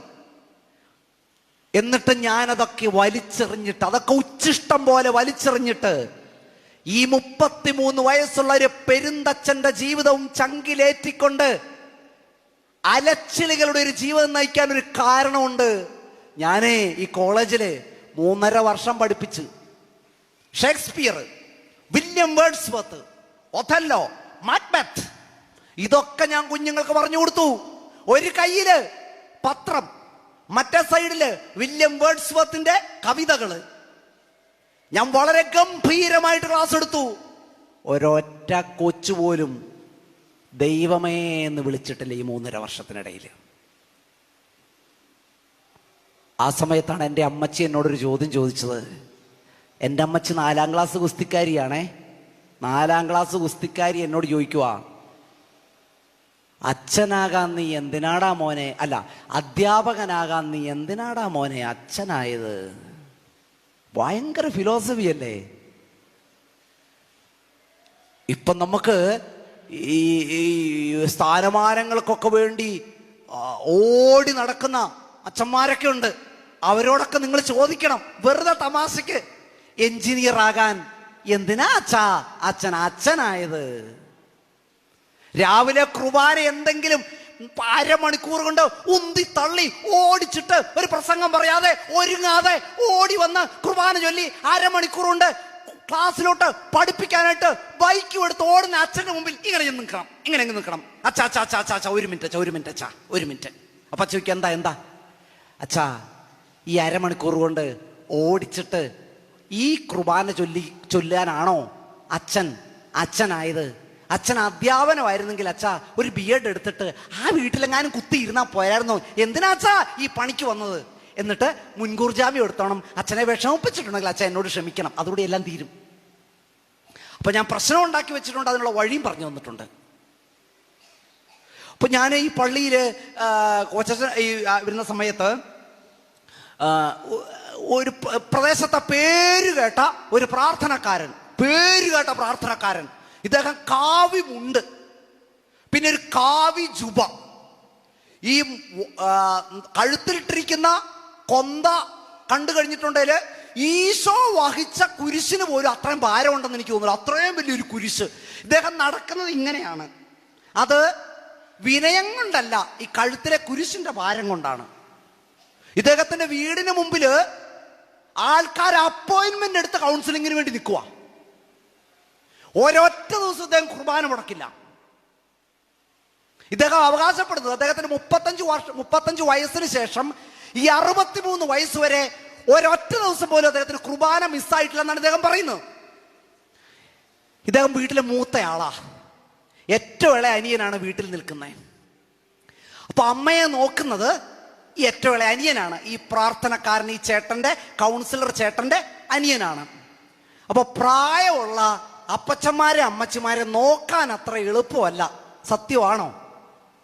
ഇനി പ്രായമുള്ള അപ്പച്ചന്മാരും അമ്മച്ചിമാരോട് എനിക്ക് പറയാനുള്ളത്, നിങ്ങൾ പ്രായമായി കഴിഞ്ഞാൽ കുറച്ച് ഒതുങ്ങാൻ പഠിച്ചോണം. പ്രായമായി കഴിഞ്ഞാൽ നമ്മുടെ ശൗര്യവും നമ്മുടെ അഹങ്കാരവും എല്ലാം നമ്മുടെ കയ്യിലൂടെ പോകണം. എല്ലാവരെയും മര്യാദ പഠിപ്പിക്കണം. ആ അഹങ്കാരമൊക്കെ വിട്ടിട്ട് കൊന്തയും കയ്യിലെടുത്ത് നിങ്ങളുടെ മക്കൾക്ക് വേണ്ടിയും കൊച്ചുമക്കൾക്ക് വേണ്ടിയും കുത്തിയിരുന്ന് പ്രാർത്ഥിച്ചോണം. ഇത് പ്രായമായുള്ള ഒരു ദൂതാണ്. നിങ്ങൾ ഇതുപോലെ മക്കൾക്ക് വേണ്ടി പ്രാർത്ഥിച്ച് നിങ്ങൾ അടങ്ങി ഒതുങ്ങി ഇരുന്ന് കഴിഞ്ഞാൽ നിങ്ങളെ മക്കള് നിങ്ങളെ പൊന്നുപോലെ നോക്കും. നിങ്ങൾ എന്നോട് യോജിക്കുന്നുണ്ടോ? ഒന്ന് കൈയടിച്ച് കർത്താവിന് നന്ദി പറഞ്ഞേ. പ്രായമായവരൊഴികെ എല്ലാവരും കൈയടിച്ചു. അപ്പോ എൻ്റെ പ്രിയപ്പെട്ടവരെ, ഈ ചേട്ടൻ ഇങ്ങനെ അമ്മ അവസാനം വിൽപത്രത്തിൽ ഇങ്ങനെ എഴുതി വെച്ചു, ഈ അമ്മയുടെ പേരുള്ള 1 ഏക്കർ സ്ഥലം ആരമ്മയെ നോക്കുന്നോ ആ മകൻ അല്ലെങ്കിൽ മകൾക്കുള്ളതാണ്. അപ്പൊ ഈ വീട്ടിൽ നിൽക്കുന്ന ഈ ചേട്ടന്, ഈ അനിയന് ഒരു കല്യാണത്തിന് പോകണം. മലബാറിലാണ് കല്യാണം. അപ്പൊ ഒരു 3 ദിവസത്തേക്ക് അമ്മയെ ഒന്ന് വീട്ടിൽ കൊണ്ടാക്കട്ടെ എന്ന് ഈ മൂത്ത ചേട്ടൻ, വലിയ ആത്മീയതയിൽ വളർന്ന ഈ ചേട്ടനോട് ഇനി ചോദിച്ചു. ചേട്ടൻ പറഞ്ഞു ആയിക്കോട്ടെ. അങ്ങനെ അമ്മയെ 3 ദിവസത്തേക്ക് കൊണ്ടാക്കി. 4 ദിവസം കഴിഞ്ഞ് ഇവർ കല്യാണം കഴിഞ്ഞ് തിരിച്ചു വന്നു. ഇവര് അമ്മയെ കൊണ്ടുവരാൻ പോകുന്നേ ഇല്ല. അവരിങ്ങനെ ചിന്തിച്ചു, ഞാൻ മാത്രം നോക്കിയാൽ പോരല്ലോ, അമ്മ എൻ്റെ മാത്രം അമ്മയല്ലല്ലോ. അവരും കുറച്ച് ഈ വിഷമൊക്കെ, അമ്മയെ നോക്കുന്നതിന്റെ വിഷമം അവർ അനുഭവിക്കട്ടെ. ഒരാഴ്ച കഴിഞ്ഞിട്ട് ഇവരിങ്ങോട്ട് ഫോൺ വിളിച്ചു. കൊണ്ടുവന്നോളാം എന്നൊക്കെ പറഞ്ഞു. ഈ മനുഷ്യൻ, ഞാൻ പറഞ്ഞു വലിയ കുരിശു വിട്ട് നടക്കുന്ന മനുഷ്യൻ, 35 വയസ്സിന് ശേഷം ഇന്നുവരെ വിശുദ്ധ കുർബാന ഒരിക്കൽ പോലും പങ്കെടുക്കുന്നതിൽ വൈമനസ്യം കാണിക്കാത്ത മനുഷ്യൻ എന്ത് ചെയ്യുന്നറിയാവോ? നിങ്ങൾ പറഞ്ഞാൽ വിശ്വസിക്കില്ല. ഇദ്ദേഹം അമ്മയെ ഓട്ടോയ്ക്ക് കയറ്റിയിട്ട് പോലീസ് സ്റ്റേഷന്റെ മുമ്പിൽ കൊണ്ടിട്ടിട്ട് പോകാൻ നോക്കി. പക്ഷെ പോലീസുകാർ പിടിച്ചു. ഓട്ടോക്കാരും പോലീസുകാരെല്ലാം അവിടെ പിടിച്ചു. അമ്മയെ മോനെയും കൂടെ പോലീസ് സ്റ്റേഷനിലാക്കി. മക്കളെല്ലാവരെയും വിളിപ്പിച്ചു.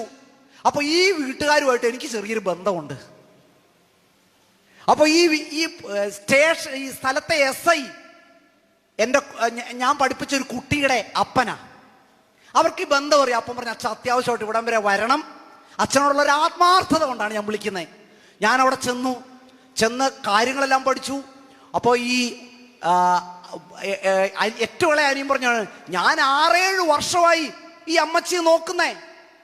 ഒരാഴ്ചത്തേക്ക് ചേട്ടനോട് നോക്കാൻ പറഞ്ഞു. ചേട്ടന്റെ പ്രശ്നം എല്ലാരും ഒരാഴ്ച അമ്മച്ചിയെ കൊണ്ടുപോയി നോക്ക്, ചേട്ടൻ കൊണ്ടുപോയി ചേട്ടാ, അനിയൻ ചേട്ടനോട് പറഞ്ഞു. അപ്പൊ ഈ അമ്മച്ചിയുടെ ഒരു അവസ്ഥ കാണുന്ന എൻ്റെ ദൈവം നമുക്ക് സഹിക്കില്ല. ഈ അമ്മച്ചി ഉടനെ ഈ രണ്ടാമത്തെ മോന്റെ മുഖത്തോട്ട് നോക്കും. എനിക്ക് എൻ്റെ പെങ്ങള്, എൻ്റെ കൊച്ച്, എൻ്റെ മോള് പ്രസവിച്ച് കിടക്കുവാണ്, അതുകൊണ്ട് അവിടെ ആൾക്കാരൊക്കെ കാണാൻ വരുന്ന, അതുകൊണ്ട് വേണ്ട, അങ്ങോട്ട് കൊണ്ടുപോകാൻ പറ്റില്ല, ഞാൻ 2 വർഷം കഴിഞ്ഞ് കൊണ്ടുപോയിക്കോളാം. അപ്പൊ അടുത്ത ആളോട്, എന്നാ നീ കൊണ്ടുപോ. അന്നേരം ഈ പാവം അമ്മച്ചി ഈ മോന്റെ മുഖത്തോട്ട് നോക്കും. ആ മോൻ പറയും, എനിക്ക് പോവാൻ വീട്ടില്, ഞാൻ ഭാര്യയ്ക്ക് തീരെ വയ്യ, ഞാൻ രാവിലെ രോഗിക്കും. ഈ 5 മക്കളോടും ഈ പോലീസുകാരൻ ചോദിച്ചിട്ട് ഒരാൾ പോലും ഈ അമ്മച്ചിയെ കൊണ്ടുപോകാൻ തയ്യാറായിട്ടില്ല. അവസാനം ഈ പ്രാർത്ഥനാക്കാരൻ, വിശുദ്ധ കുർബാന എല്ലാവരും സ്വീകരിക്കുന്ന ആള്, ഈശോയെ കഴിഞ്ഞ് വലിയ കുരിശ് വയ്ക്കുന്ന ആള് പറയുവാണ്, അങ്ങനെ ഉണ്ടെങ്കിൽ അമ്മച്ചിയെ കൊണ്ടുപോയി അനാഥാലയത്തിലാക്ക്, കാശ് ഞാൻ കൊടുത്തോളാം.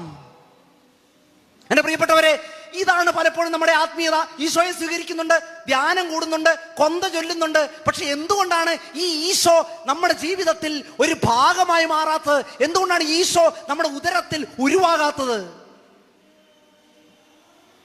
മാതാവിനെ നമ്മൾ വണങ്ങുന്നുണ്ട്, മാതാവിനോട് ഭയങ്കര ഭക്തിയുള്ളവരാണ്. മാതാവിനെ വണങ്ങിയിട്ടും നമ്മൾ മാതൃത്വം തികഞ്ഞവരാകുന്നില്ല. മാതാവിനെ വണങ്ങിയിട്ടും നമ്മൾ മാതൃത്വമുള്ളവരായി മാറുന്നില്ല. പിതാവായ ദൈവത്തിന്റെ സ്നേഹത്തെക്കുറിച്ച് നമ്മൾ ധ്യാനിക്കുന്നുണ്ട്. അവനിൽ വിശ്വസിക്കുന്ന ദേവനും നശിച്ചു പോകാതെ ആ തിരുവചനമൊക്കെ ഉദ്ധരിച്ചുകൊണ്ട് നമ്മൾ ദൈവസ്നേഹത്തെക്കുറിച്ച് നമ്മൾ ക്ലാസ്സുകൾ എടുക്കാറുണ്ട്, ധ്യാനിക്കാറുണ്ട്, കേൾക്കാറുണ്ട്. പക്ഷെ എന്തുകൊണ്ടാണ് നമ്മൾ പിതൃത്വം മുറ്റിയവരായി മാറാത്തത്? പിതാവായ ദൈവത്തിന്റെ സ്നേഹത്തെ ധ്യാനിക്കുന്ന ഒരപ്പന് തൻ്റെ ജീവിത പങ്കാളിയെയും മക്കളെയും ആത്മാർത്ഥമായി സ്നേഹിക്കാതിരിക്കാനാവില്ല. ഞാനൊരിക്കല് ഒരു ശവോടക്ക് കഴിഞ്ഞതിൻ്റെ 7-ാം ദിനം, 7-ാം ചരമദിനം. അപ്പൊ ഞാനവിടെ ചെന്ന് കഴിഞ്ഞപ്പോഴത്തേനും ഈ ഭർത്താവ് മരിച്ചുപോയ അമ്മ ഓടി നടന്ന് എല്ലാ കാര്യങ്ങളും ചെയ്യുവാണ്. കുർബാനയെല്ലാം കഴിഞ്ഞ് ഈ അമ്മ എന്നെ കാണാൻ വന്നപ്പോൾ എന്നോട് പറയാണ്, അച്ഛാ, കഴിഞ്ഞ ശനിയാഴ്ച എൻ്റെ സ്വാതന്ത്ര്യ ദിനമായിരുന്നു. അതായത് ഈ മനുഷ്യൻ അടിച്ച് അമർത്തി ദ്രോഹിച്ച് 36 വർഷമായിട്ട് ഉപദ്രവിച്ച് ഇദ്ദേഹം മരിച്ചുപോയി. അപ്പോൾ ഈ അമ്മച്ചി പറയുവാണ്, കഴിഞ്ഞ ശനിയാഴ്ച, അതായത് എൻ്റെ ഭർത്താവ് മരിച്ച ദിവസം എനിക്ക് എൻ്റെ ജീവിതത്തിലെ സ്വാതന്ത്ര്യ ദിനമായിരുന്നു. പ്രിയപ്പെട്ട ചേച്ചി മരിച്ചു പോയാൽ ജീവിത പങ്കാളി പറയോ, ദൈവമേ, ജീവിതത്തിൽ എൻ്റെ സ്വാതന്ത്ര്യ ദിനമാണ് എൻ്റെ ഭാര്യ മരിച്ച ദിവസമെന്ന്? പിതാവായ ദൈവത്തിന്റെ സ്നേഹത്തെ ധ്യാനിക്കുന്ന നമുക്കെല്ലാവർക്കും നമ്മുടെ കുടുംബത്തിലുള്ളവർക്ക് ഒരു അഗാധമായ പിതൃവാത്സല്യം പകർന്നു കൊടുക്കാൻ മാത്രമേ സാധിക്കുകയുള്ളൂ. നിങ്ങളത് ചിന്തിച്ചു നോക്കുക. ഇത്രയധികം ആത്മീയതയാൽ ചുറ്റപ്പെട്ട വേറെ ഏത് സംസ്ഥാനമാണ് ഈ കേരളത്തിലുള്ളത്? നിങ്ങൾ ധ്യാനിച്ചു നോക്ക്. നിങ്ങൾ കേരളത്തിന് പുറത്ത് ജോലി ചെയ്തവരുണ്ട്. കർണാടകയിലും തമിഴ്നാട്ടിലും ആന്ധ്രാപ്രദേശിലും ബീഹാറിലും നോർത്ത് ഈസ്റ്റിലും ഒക്കെ ജോലി ചെയ്തവരിവിടെയുണ്ട്. അവിടെ പഠിച്ചവരുണ്ട്, അവിടെ ജീവിച്ചവരുണ്ട്. കേരളത്തിന്റെ അത്രയും ആത്മീയതയാൽ ചുറ്റപ്പെട്ട വേറൊരു സമൂഹം ഈ ഉലകിൽ, ഈ വാഴുവിൽ വേറെയില്ല. എല്ലാ ദിവസവും വിശുദ്ധ കുർബാന, എല്ലാ ദിവസവും ജപമാല, എല്ലാ ദിവസവും പ്രഭാത പ്രാർത്ഥന, സായാഹ്ന പ്രാർത്ഥന, നിശാ പ്രാർത്ഥന, കരുണക്കൊന്ത, എല്ലാ വെള്ളിയാഴ്ചയും തിങ്കളാഴ്ച കൺവെൻഷൻ IMS എന്തോ ഒരു ആത്മീയ അഭ്യാസങ്ങളാണ്. എന്നിട്ടും വല്ല മാറ്റമുണ്ടോ ചേട്ടാ? വല്ല മാറ്റമുണ്ടോ ചേച്ചി? ജീവിതത്തിന്റെ കർമ്മ വഴികളിൽ പ്രിയ സഹോദര, എന്തുകൊണ്ടാണ് നിനക്ക് മാനസാന്തരം സംഭവിക്കാത്തത്? എന്തുകൊണ്ടാണ് നമ്മുടെ ജീവിത വഴികളിൽ ഒരു മാറ്റം സംഭവിക്കാത്തത്?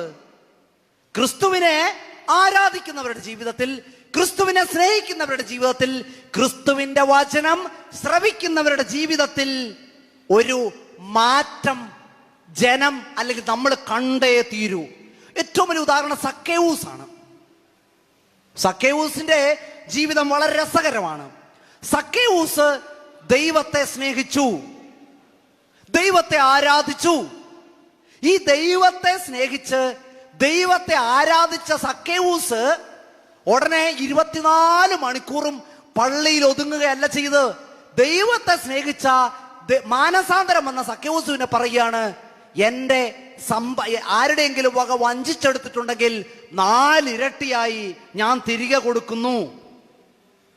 നിങ്ങൾ ഈ കഴിഞ്ഞ ദിവസങ്ങളിലൊക്കെ മാധ്യമങ്ങളിൽ നിറഞ്ഞു നിന്ന ഒരു അമേരിക്കക്കാരിയുണ്ട്, എറീക്ക. കേട്ടിട്ടുണ്ടോ? എറീക്ക ചാർലി എന്ന് പറയുന്ന ഈ ഡൊണാൾഡ് ട്രംപിന്റെ പാർട്ടിയിൽപ്പെട്ട ഒരു ചെറുപ്പക്കാരന്റെ ഭാര്യ, ചാർലി എന്ന് പറയുന്ന അദ്ദേഹത്തിന്റെ ഭാര്യയാണ് എറീക്ക. ഈ എറീക്ക നിങ്ങൾ ഇന്ന് വേണമെങ്കിൽ യൂട്യൂബിൽ ഒന്ന് സെർച്ച് ചെയ്ത് നോക്കിയോ, എറീക്ക ചാർലി. ഇവളിന്ന് കത്തോലിക്ക അല്ലെങ്കിൽ ക്രൈസ്തവ സമുദായത്തിന് ഒരു വലിയൊരു അഭിമാനമായിട്ട് നിൽക്കുകയാണ്. തൻ്റെ ഭർത്താവിനെ വെടിവെച്ച് കൊന്നവരുടെ, ഇല്ലാതാക്കിയ, ഉന്മൂലനം ചെയ്തവരെ വലിയൊരു അസംബ്ലിയുടെ മുന്നിൽ വെച്ച് പറയാണ്, Christ is my saviour, Christ is my saviour, I forgive them. ഞാൻ അവരോട് ക്ഷമിക്കുന്നു. എന്നിട്ട് പറഞ്ഞ ക്രൈസ്റ്റ് ഈസ് മൈ സേവിയർ, ഈശോ എൻ്റെ രക്ഷകനാണെങ്കിൽ ഞാൻ എൻ്റെ ഭർത്താവിൻ്റെ ഘാതകരോട് നിരുപാധികം ക്ഷമിക്കുന്നു. ഈശോയെ സ്നേഹിക്കുന്നവരുടെ ജീവിതത്തിൽ എൻ്റെ പ്രിയപ്പെട്ടവരെ ഇതുപോലെയുള്ള മാറ്റങ്ങൾ സംഭവിക്കും. ജാതി മത രാഷ്ട്രീയ സമുദായ ഭേദമന്യേ കേരളം ആദരിക്കുന്ന ഒരു വ്യക്തിത്വമാണ് ഉമ്മൻചാണ്ടി. ഞാൻ രാഷ്ട്രീയം പറയുകയല്ല, ഈ മനുഷ്യനെ രാഷ്ട്രീയ സമുദായ മതങ്ങൾക്കപ്പുറം കേരള സഭ നെഞ്ചിലേറ്റിയൊരു മനുഷ്യനാണ്. ഈ മനുഷ്യനെ ഒരു അദ്ദേഹം മനസ്സിൽ പോലും വിചാരിക്കാത്ത ഒരു കേസിൽ ഇദ്ദേഹത്തെ കുറ്റവാളിയാക്കി. ഈ കുറ്റവാളിയാക്കിയതിനു ശേഷം ഇദ്ദേഹത്തെ കുറ്റവിമുക്തനാക്കിയപ്പോ പത്രമാധ്യമങ്ങൾ ചുറ്റും നിന്ന് അദ്ദേഹത്തോട് ചോദിച്ചു, ഈ നിമിഷത്തിൽ അങ്ങയുടെ ചേതോ വികാരം എന്താണ്? അങ്ങക്ക് എന്താണ് തോന്നുന്നത്? വിജയിച്ചു എന്നുള്ളതൊരു സന്തോഷമാണോ, അല്ലെങ്കിൽ നിങ്ങളുടെ ശത്രുക്കളെ പരാജയപ്പെടുത്തിയ ഒരു ആനന്ദമാണോ? ഈ മനുഷ്യൻ പറഞ്ഞെന്താണെന്നറിയോ? ഒരൊറ്റ ദിവസം പോലും ഞായറാഴ്ച കുർബാന പുതുപ്പള്ളിയിൽ മുടങ്ങാത്ത ഈ ഉമ്മൻചാണ്ടി പറഞ്ഞ വാക്കുകൾ നമ്മളെല്ലാം ലജ്ജിപ്പിക്കും. ഇദ്ദേഹം പറഞ്ഞെന്താണെന്നറിയാവോ? എനിക്ക് എന്റെ ശത്രുക്കൾ പരാജയപ്പെട്ടതിൽ എനിക്ക് സന്തോഷമില്ല, കാരണം ഞാനൊരു വിശ്വാസിയാണ്. നിങ്ങൾ വെറുതെ ഗൂഗിളിൽ അടിച്ചു നോക്ക്, ഞാനൊരു വിശ്വാസിയാണെന്ന് വെറുതെ പച്ച മലയാളത്തിൽ മംഗ്ലീഷിൽ അടിച്ചു കൊടുത്താൽ ആദ്യം വരുന്ന ചിത്രം ഉമ്മൻചാണ്ടിയുടെ ചിത്രമാണ്. ഇതാണ് പ്രിയപ്പെട്ടവരെ, ക്രിസ്തുവിനെ സ്വീകരിച്ച വ്യക്തികളുടെ ജീവിതത്തിൽ മാറ്റങ്ങൾ വരും. യാക്കോബ്, പഴയ നിയമത്തിലെ യാക്കോബ് അറിയാവോ? പഴയ നിയമത്തിലെ യാക്കോബിനെ കുറിച്ച്, യാക്കോബിന്റെ ജീവിതത്തിൽ വരുന്ന മാറ്റങ്ങൾ. യാക്കോബ്, ഇദ്ദേഹത്തിന്റെ ജീവിതം നമുക്കറിയാം, അത്ര പ്രശംസ അർഹിക്കുന്ന ഒരു ജീവിത പശ്ചാത്തലം ഒന്നും ആയിരുന്നില്ല യാക്കോബിനുണ്ടായിരുന്നത്. യാക്കോബ് തന്റെ അപ്പനെ പറ്റിച്ചു, അനിയനെ പറ്റിച്ചു, സഹോദരനെ പറ്റിച്ചു, അപ്പന്റെ അവകാശം കൈവശപ്പെടുത്തി, കടിഞ്ഞൂൽ പുത്രന്റെ അവകാശം കൈവശപ്പെടുത്തി. അതിനുശേഷം നമുക്കറിയാം, ഇവൻ ലാബാന്റെ അടുക്കലേക്ക് പോകുന്നു. പിന്നെ ഇവന് ജീവിതത്തിൽ എഴുന്നേറ്റമില്ല. അവസാനം അമ്മായി അമ്മയും അവരോടൊപ്പം ഒന്നും പറയാതെ ഇവൻ ഭാര്യമാരെയും മക്കളെയും കൂട്ടി യാബോക്ക് നദി കടന്നു. ഭാര്യയും മക്കളെ അവിടെ ആക്കിയിട്ട് തിരിച്ച് യാബോക്ക് നദി നീന്തി കടന്നു. അവിടെ 32-ാം അധ്യായത്തിൽ, ഉൽപ്പത്തിയുടെ പുസ്തകം 32-ാം അധ്യായത്തിൽ യാക്കോബ് ഒരു ധ്യാനം നടത്തുവാണ്. ഒരു രാത്രി മുഴുവൻ ജാഗരണ പ്രാർത്ഥന. അതിന് ബൈബിള് കൊടുത്ത പേര് യാക്കോബിന്റെ മൽപ്പിടുത്തം.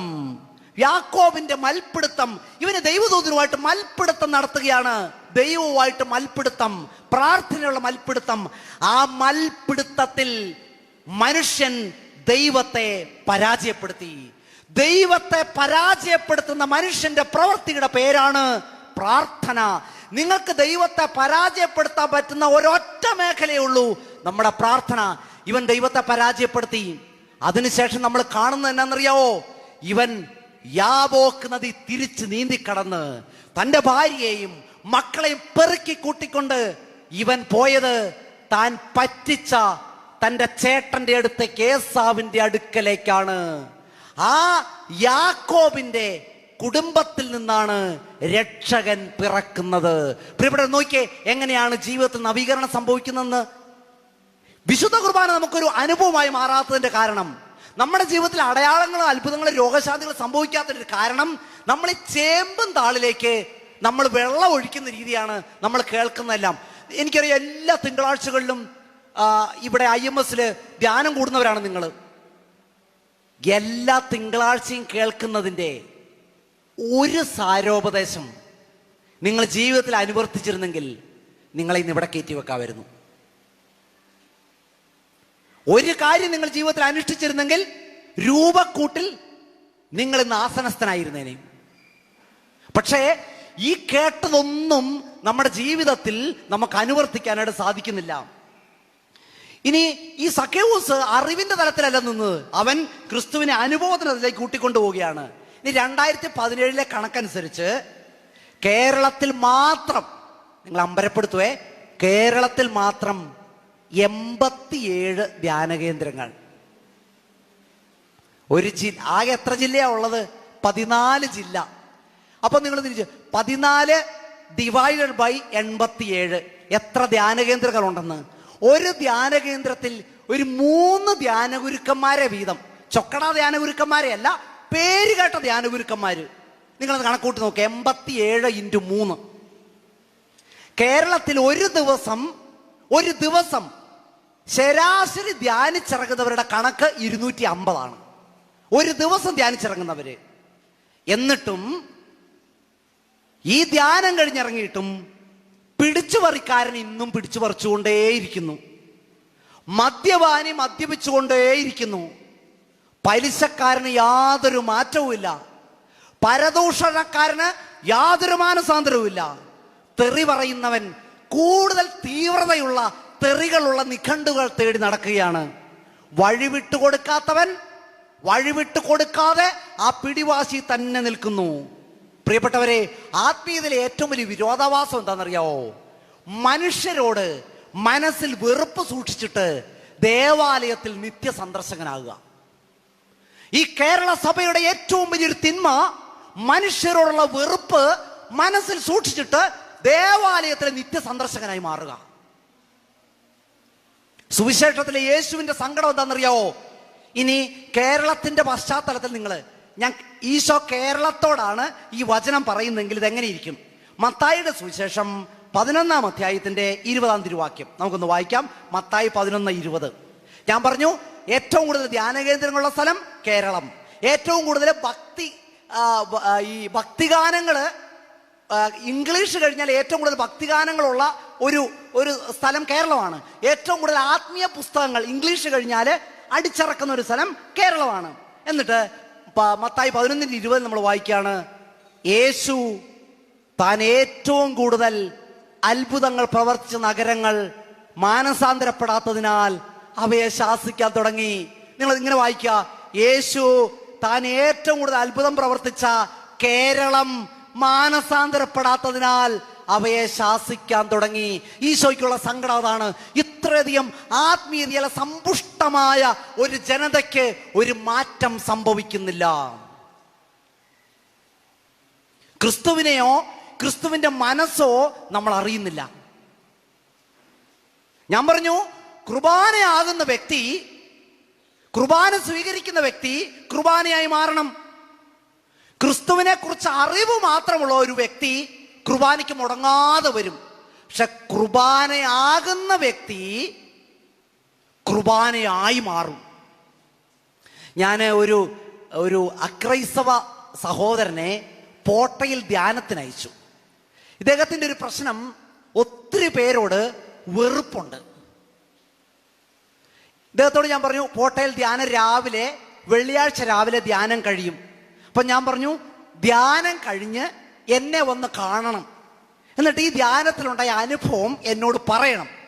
അപ്പൊ ഈ ധ്യാന കേന്ദ്രത്തിൽ നിന്ന് എൻ്റെ ആശ്രമത്തിലേക്ക് ഏകദേശം ഒരു 3 മണിക്കൂർ യാത്രയേ ഉള്ളൂ. 2 അല്ലെങ്കിൽ 3, മാക്സിമം 3. അപ്പൊ ഇദ്ദേഹത്തിന്റെ ധ്യാനം 8 മണിക്ക് കഴിഞ്ഞു. 11 മണിക്ക് മാക്സിമം എൻ്റെ ആശ്രമത്തിൽ വരേണ്ടതാണ്. 11 മണി കഴിഞ്ഞു, 12 മണി കഴിഞ്ഞു, 1 മണി കഴിഞ്ഞു, 2 മണി കഴിഞ്ഞു. ഇദ്ദേഹത്തെ വിളിച്ചിട്ട് ഫോൺ എടുക്കുന്നുമില്ല. ഒരു 4 മണി ആയപ്പോ ഉണ്ടല്ലോ, ഈ മനുഷ്യൻ എന്നെ വിളിച്ചിട്ട് പറയണം, അച്ഛാ എവിടെയും പോകല്ല്, ഞാൻ അച്ഛനെ കണ്ടിട്ടേ പോവുള്ളൂ. അങ്ങനെ ഇദ്ദേഹം ഓടിപ്പാഞ്ഞൊരു 5 മണി ആയപ്പത്തിന് എത്തി.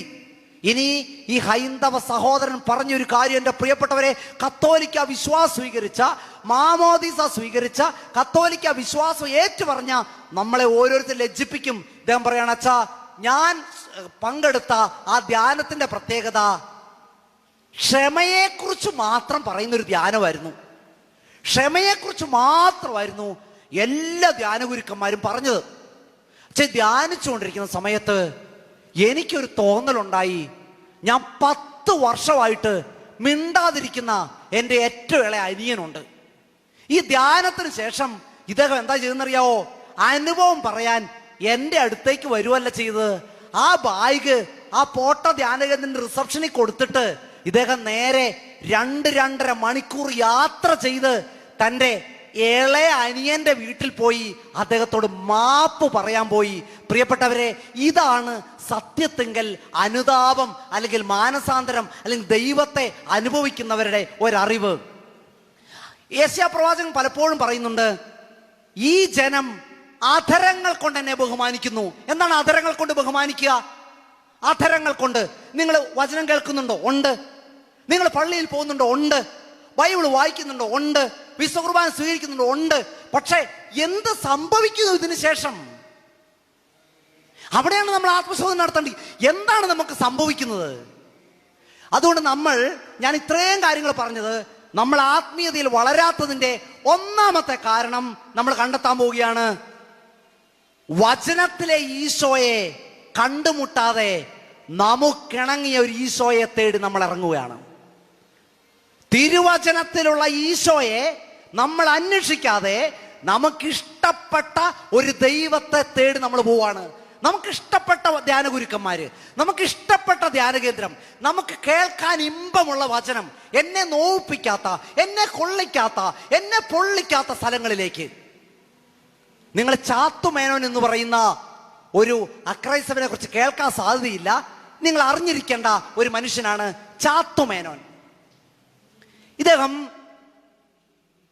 ഒരു ഓർത്തഡോക്സ് ഹൈന്ദവ കുടുംബത്തിലെ ഒരു മനുഷ്യനായിരുന്നു. പാലക്കാട് ജില്ലയിൽ ചുങ്കം എന്ന് പറയുന്ന സ്ഥലത്താണ് ഇദ്ദേഹത്തിന്റെ ജനനം. ചെറുപ്പത്തിലെ അമ്മ നഷ്ടപ്പെട്ടു. അതിനുശേഷം ഇദ്ദേഹം പഠിക്കാനായിട്ട് അന്നത്തെ മദ്രാസിലേക്ക് ഉപരിപഠനത്തിനായിട്ട് പോയി. പഠനമെല്ലാം കഴിഞ്ഞ് കോട്ടയം ജില്ലയുടെ തഹസീൽദാറായിട്ട് ഇദ്ദേഹം നിയമിതനായി. ആ സമയത്ത് CMS മിഷണറിയായ ബെഞ്ചമിൻ ബെയ്ലി, നിങ്ങൾ ഗൂഗിളിൽ ചെന്നിട്ട് സെർച്ച് ചെയ്ത് നോക്കണം, ചാത്തുമേനോൻ, ബെഞ്ചമിൻ ബെയ്ലി. അപ്പൊ ഈ ബെഞ്ചമിൻ ബെയ്ലി ബൈബിള് മലയാളത്തിലേക്ക് തർജ്ജമ ചെയ്യാൻ ഇംഗ്ലീഷും മലയാളവും സംസ്കൃതവും അറിയാവുന്ന ഒരാളെ തേടി നടക്കുകയായിരുന്നു. അങ്ങനെയാണ് കോട്ടയത്ത് വെച്ച് ഇദ്ദേഹം ഈ ചാത്തുമേനോനെ പരിചയപ്പെടുന്നു. ഇദ്ദേഹത്തിന്റെ ഈ ജോലി സമയത്തിന് ശേഷം ബൈബിള് മുഴുവൻ മലയാളത്തിലേക്ക് തർജ്ജമ ചെയ്യാൻ തന്നെ സഹായിക്കാൻ ദിവസ കൂലി തരാമെന്ന ഒരു വ്യവസ്ഥയിൽ ഈ ബെഞ്ചമിൻ ബെയ്ലി ചാത്തുമേനോനെ തന്റെ സഹായിയായിട്ട് വിളിച്ചു. ചാത്തുമേനോന് സംസ്കൃതം അറിയാം, മലയാളം അറിയാം, ഇംഗ്ലീഷ് അറിയാം. അങ്ങനെ ഉൽപ്പത്തിയുടെ പുസ്തകം മുതൽ ബെഞ്ചമിൻ ബെയ്ലിയും ചാത്തുമേനോനും ബൈബിളങ്ങൾ തർജ്ജമ ചെയ്യാൻ ആരംഭിച്ചു. നിങ്ങൾക്കറിയാമോ, ഈ ഉൽപ്പത്തിയുടെ പുസ്തകത്തിൽ തുടങ്ങി വെളിപാടിന്റെ പുസ്തകം തീരുന്നതിന് മുമ്പ് ചാത്തുമേനോൻ എന്ന് പറയുന്ന യാഥാസ്ഥിതിക ബ്രാഹ്മണ കുടുംബത്തിൽ ജീവിച്ച ഈ മനുഷ്യൻ കത്തോലിക്ക വിശ്വാസം സ്വീകരിച്ച് ജോസഫ് ബെൻ എന്ന പേര് സ്വീകരിച്ചു. അതായത് ദൈവവചനം അവന്റെ ജീവിതത്തിൽ തിരയിളക്കം സൃഷ്ടിച്ചു. നിങ്ങള് കുസും ജോഷി എന്ന് പറയുന്ന ഒരാളെ കുറിച്ച് ഇപ്പൊ കേൾക്കാൻ സാധ്യതയില്ല, പക്ഷെ ഞാൻ പറഞ്ഞു കഴിയുമ്പോൾ നിങ്ങൾ കേൾക്കും. ഈ ഒരു പെൺകുട്ടിയുടെ പേരാണ് കുസും ജോഷി. കത്തോലിക്ക സിസ്റ്റർമാര് നടത്തുന്ന നോർത്ത് ഈസ്റ്റിലെ ഒരു ഹോസ്റ്റലിലാണ് ഈ പെൺകുട്ടി പഠിച്ചത്. ഇവളൊരു യാഥാസ്ഥിക ഹൈന്ദവ കുടുംബത്തിലാണ്. ഈ പെൺകുട്ടിയുടെ കൂട്ടുകാർ മുഴുവൻ ക്രിസ്ത്യാനികളാണ്. അപ്പോൾ ഈ ഉച്ച സമയത്തും വൈകുന്നേരങ്ങളിലും ഈ ക്രിസ്ത്യാനികളായ പെൺകുട്ടികൾ പള്ളി കയറാനായിട്ട് പോവും. ഈ പെൺകുട്ടി കുസും ജോഷി പള്ളിക്കകത്ത് കയറില്ല. അവള് ആനവാതിലിന്റെ അടുത്ത് നിൽക്കും. അപ്പോൾ ഈ ആനവാതിലിന്റെ അടുത്ത് നിൽക്കുമ്പോഴത്തേനും അൾത്താരയുടെ ഫ്രണ്ടില് ഒരു വചനം എഴുതി വെച്ചിട്ടുണ്ട്.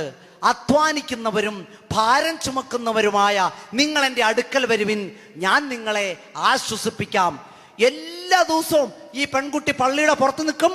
കുസും ജോഷി ഇത് വായിക്കും, പള്ളിക്കകത്ത് കയറില്ല. അങ്ങനെ പഠനം പൂർത്തിയാക്കി ഇവൾ ഉപരിപഠനത്തിനായിട്ട് പോയപ്പം ഈ വചനം ഇവളുടെ മനസ്സിൽ കിടന്നങ്ങ് തിളയ്ക്കാൻ തുടങ്ങി. ഇരിക്കുമ്പോഴും ഉണ്ണുമ്പോഴും ഉറങ്ങുമ്പോഴും നടക്കുമ്പോഴും എല്ലാം മത്തായി 11:28 അധ്വാനിക്കുന്നവരും ഭാരം ചുമക്കുന്നവരുമായ നിങ്ങൾ എൻ്റെ അടുക്കൽ വരുവിൻ. അങ്ങനെ ഈ Kusum Joshi mother Teresa sisters നടത്തുന്ന ആ കോൺവെന്റിൽ ചെന്ന് തനിക്കൊരു ക്രിസ്ത്യാനിയാകണമെന്ന് പറഞ്ഞു. അങ്ങനെ ഇവളൊരു ക്രിസ്ത്യാനിയായി മഠത്തിൽ ചേർന്ന് മദർ തെരേസയുടെ മരണശേഷം ഈ കുസും ജോഷിയാണ് നിർമ്മല ജോഷി എന്ന ആ സഭയുടെ അമരത്തുണ്ടായിരുന്ന കന്യാസ്ത്രീയായി മാറിയത്. ധ്യാനം കൂടിയിട്ടല്ല, കൗൺസിലിംഗ് കൂടിയിട്ടല്ല. ഈ കുസും ജോഷി എന്ന് പറയുന്ന കൗമാരക്കാരിയെ ഒരു കന്യാസ്ത്രീയാക്കി മാറ്റിയത്, ഒരു ക്രിസ്ത്യാനിയാക്കി മാറ്റിയത് ദൈവത്തിന്റെ വചനമാണ്. പ്രിയപ്പെട്ടവരെ, ഈ പുസ്തകം ഗൗരവമായിട്ടെടുത്തവരുടെ ജീവിതത്തെയൊക്കെ ദൈവം ഗൗരവമായിട്ട് എടുത്തിട്ടുണ്ട്. മിസ്റ്റർ ഫ്രാൻസിസ് സേവ്യർ ഇദ്ദേഹം എങ്ങനെയാണ് ഇദ്ദേഹം ഒരു വിശുദ്ധനായി മാറിയത്? 10 മിനിറ്റും കൂടി എനിക്ക് ഔദാര്യമായിട്ട് തന്നിട്ടുണ്ട്. നമ്മളത് സ്നേഹത്തോടുകൂടി സ്വീകരിക്കുന്നത്. 10 മിനിറ്റ് കൂടുതൽ എടുക്കരുത്. എന്നോട് ഒരു 10 മിനിറ്റാണ് മാക്സിമം തന്നേക്കുന്നത്. അതിന് മുമ്പ് ഇറങ്ങി ഓടിക്കണമെന്ന്. 10 മിനിറ്റ് കൂടി അവസാനിപ്പിക്കാം. ഫ്രാൻസിസ് സേവ്യർ കേട്ടില്ലേ? ഫ്രാൻസിസ് സേവ്യർ, ഈ ഫ്രാൻസിസ് സേവ്യറെ എങ്ങനെയാണ് മിഷണറി ആയിട്ട് ഭാരതത്തിലേക്ക് വന്നത്? ഒരു ധ്യാനം കൂടി, IMS ഒരു ധ്യാനം കൂടി, ജർമ്മനിയിൽ ഒരു ധ്യാനം കൂടി അല്ല. ഇദ്ദേഹം ബൈബിൾ എടുത്തു. ഉൽപ്പത്തിയുടെ പുസ്തകം 12:1 ഇദ്ദേഹം ആ വചനത്തിൽ കണ്ണുടക്കി. നീ നിന്റെ ദേശത്തെയും ഭവനത്തെയും ബന്ധുജനങ്ങളെയും വിട്ട് ഞാൻ കാണിച്ചിരുന്നൊരു ദേശത്തേക്ക് പോവുക. അവിടെ നിന്നെ ഞാൻ അനുഗ്രഹിക്കും, നിന്നെ ഞാൻ അനുഗ്രഹമാക്കി മാറ്റും. ഈ വചനം ഹൃദയത്തിൽ ഏറ്റിക്കൊണ്ട് ഫ്രാൻസിസ് സേവ്യർ ഭാരതത്തിലേക്ക് വന്നു. അദ്ദേഹം ഒരു വിശുദ്ധനായി മാറി. എൻ്റെ പ്രിയപ്പെട്ടവരെ, നമുക്കിഷ്ടമുള്ള വചനമല്ല, നമുക്കിഷ്ടമുള്ള ഒരു സ്ഥലമല്ല, ക്രിസ്തുവിനിണങ്ങിയ വചനത്തിൽ അധിഷ്ഠിതമായ ഒരു ജീവിതം നയിക്കുമ്പോൾ നമ്മുടെ ജീവിതത്തിൽ മാറ്റം വരും. ഇഗ്നേഷ്യസ് ലയോള വിശുദ്ധനാണ്. ഇദ്ദേഹത്തിന്റെ ജീവിതത്തിൽ മാറ്റം വരുത്തിയത് മത്തായി 16:14 ലോകം മുഴുവൻ നേടിയാലും നിന്റെ ആത്മാവിനെ നഷ്ടപ്പെടുത്തിയാൽ നിനക്കെന്ത് പ്രയോജനം? ഈ വചനം അദ്ദേഹത്തിന്റെ ജീവിതത്തിൽ മാറ്റം വരുത്തി. അതുകൊണ്ട് നമ്മുടെ ജീവിതത്തിൽ ഇത്രയധികം ആത്മീയതയാൽ ചുറ്റപ്പെട്ടിട്ടും ജീവിതത്തിൽ പ്രിയപ്പെട്ടവരെ മാറ്റം വരാത്തതിന്റെ കാരണം എന്താണെന്നറിയാവോ? നമ്മള്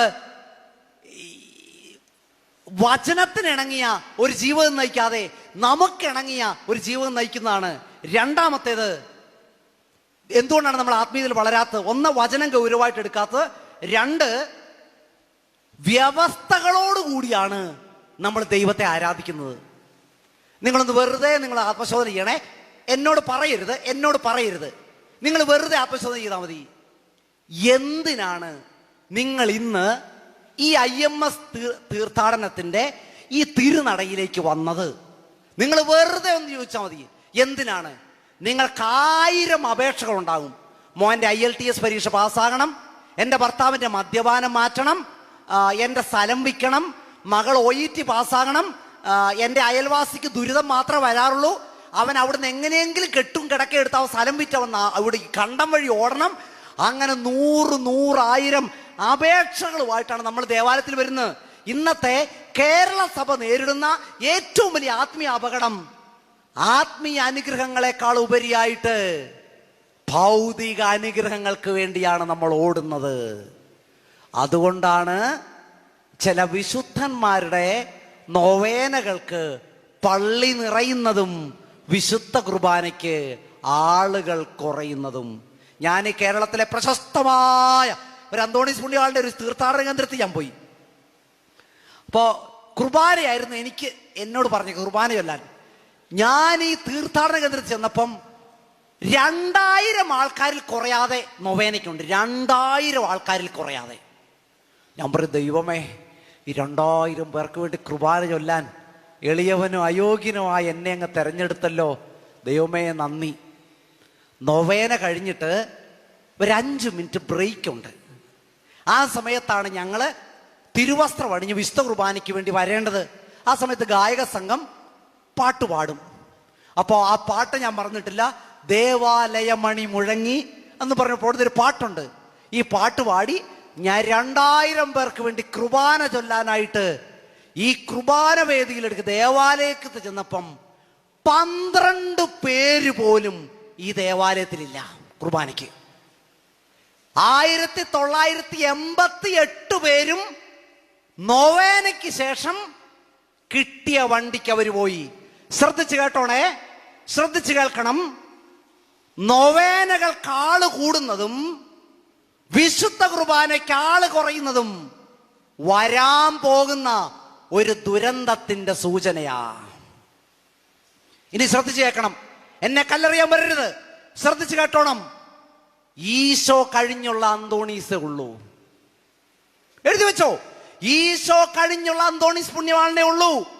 ഈശോ കഴിഞ്ഞുള്ള സെബസ്ത്യാനോസേ ഉള്ളൂ.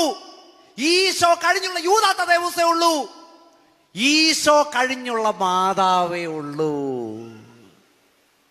സങ്കടം തോന്നല്ലേ? ഈശോ കഴിഞ്ഞുള്ള മാതാവുള്ള. നിങ്ങൾ പൗരാണിക ദേവാലയങ്ങൾ നിങ്ങളൊന്ന് പോയി നോക്കിക്കോ. പണ്ട് കാലത്തെ ദേവാലയങ്ങൾ ഈ ദേവാലയത്തിനൊരു പ്രത്യേകതയുണ്ട്. ഒന്ന്, പ്രാർത്ഥിക്കാൻ പറ്റുന്നൊരു അന്തരീക്ഷം അവിടെയുണ്ട്. ആർഭാടങ്ങളൊന്നും ഇല്ലാത്തത് കൊണ്ട് ദൈവം അവിടെ ഉണ്ട്. ഇന്നത്തെ നമ്മുടെ ദേവാലയത്തിൽ നിന്നും കർത്താവ് കണ്ടം വഴി ഇറങ്ങി ഓടി. പണ്ടത്തെ ദേവാലയങ്ങൾ ദൈവം ഉണ്ടായിരുന്നു. അപ്പോ ഈ ദേവാലയത്തിന്റെ പ്രത്യേകം നമ്മൾ കാണുന്നത്, ഈശോയുടെ കുരിശു രൂപത്തിന് മുകളിൽ വിശുദ്ധന്മാരുടെ രൂപങ്ങൾ നിങ്ങൾ കാണില്ല. നിങ്ങൾ നോക്കിക്കോ, ഇന്നത്തെ ദേവാലയങ്ങൾ പോയി നോക്കിക്കോ.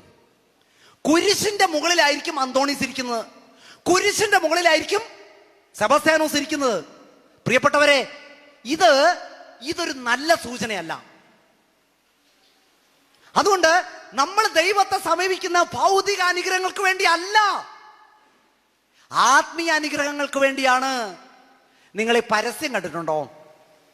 കിടക്ക എടുത്താൽ എന്താണ് ഫ്രീ? കിടക്ക എടുത്താ തലയണ ഫ്രീ. ചേച്ചിക്കറിയാം, തലയണ ഫ്രീ. ഈ കിടക്ക എടുക്കാനായിട്ട് നിങ്ങൾ പോവാണ്, ബെഡ് എടുക്കാനായിട്ട് നിങ്ങൾ പോവാണ്.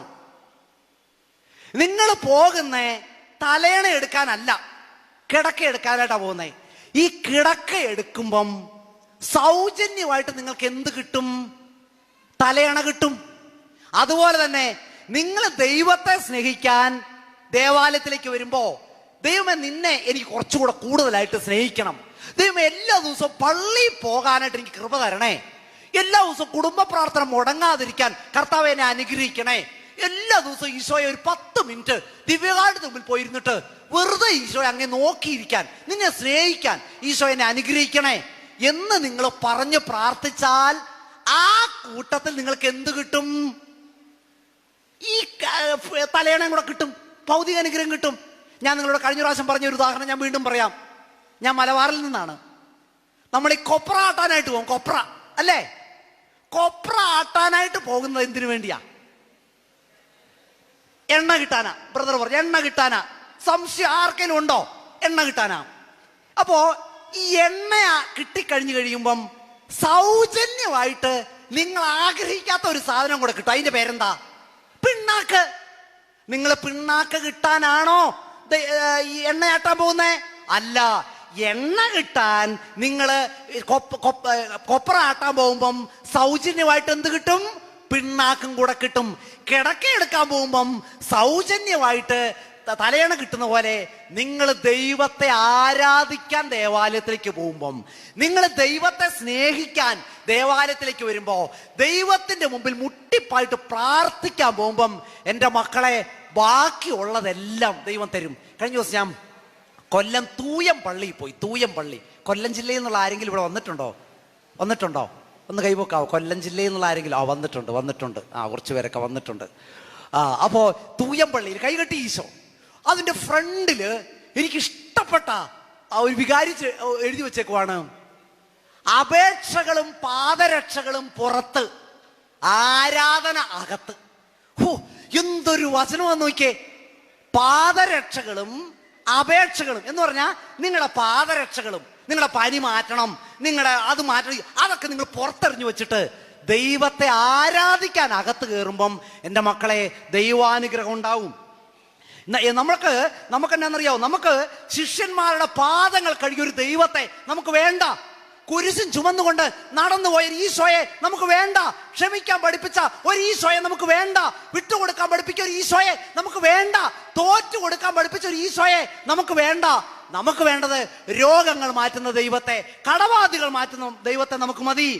കുർബാന വേണ്ട, കൂദാശ വേണ്ട, ദൈവസ്നേഹം വേണ്ട, രോഗശാന്തി, അടയാളം, അത്ഭുതം, സാക്ഷ്യം, ഇത് മാത്രം നമുക്ക് മതി. എനിക്ക് തോന്നുന്നു ഈശോയ്ക്ക് നമ്മളോടുള്ള ഒരു പരാതി എന്താണെന്നറിയാവോ? നമ്മുടെയൊക്കെ ദൈവത്തെ IELTS പാസ്സാക്കുന്ന ഒരു പരീക്ഷ കൺട്രോളറാക്കി നമ്മൾ ചുരുക്കി. നമ്മുടെ തലവേദന മാറ്റുന്ന ENT സ്പെഷ്യലിസ്റ്റ് ആയിട്ട് നമ്മുടെ ദൈവത്തെ നമ്മൾ ചുരുക്കി. നമ്മുടെയൊക്കെ സ്ഥലം വിൽക്കാനും വാങ്ങാനും സഹായിക്കുന്ന ഒരു റിയൽ എസ്റ്റേറ്റ് ബ്രോക്കറായിട്ട് നമ്മുടെ ദൈവത്തെ നമ്മൾ ചുരുക്കി. നമ്മുടെ മക്കൾക്ക് വിദേശത്ത് അഡ്മിഷൻ വാങ്ങിത്തരുന്ന എഡ്യൂക്കേറ്റീവ് കൺസൾട്ടൻസി, വിദ്യാഭ്യാസ ഏജൻസിയാക്കി നമ്മൾ ദൈവത്തെ ചുരുക്കി.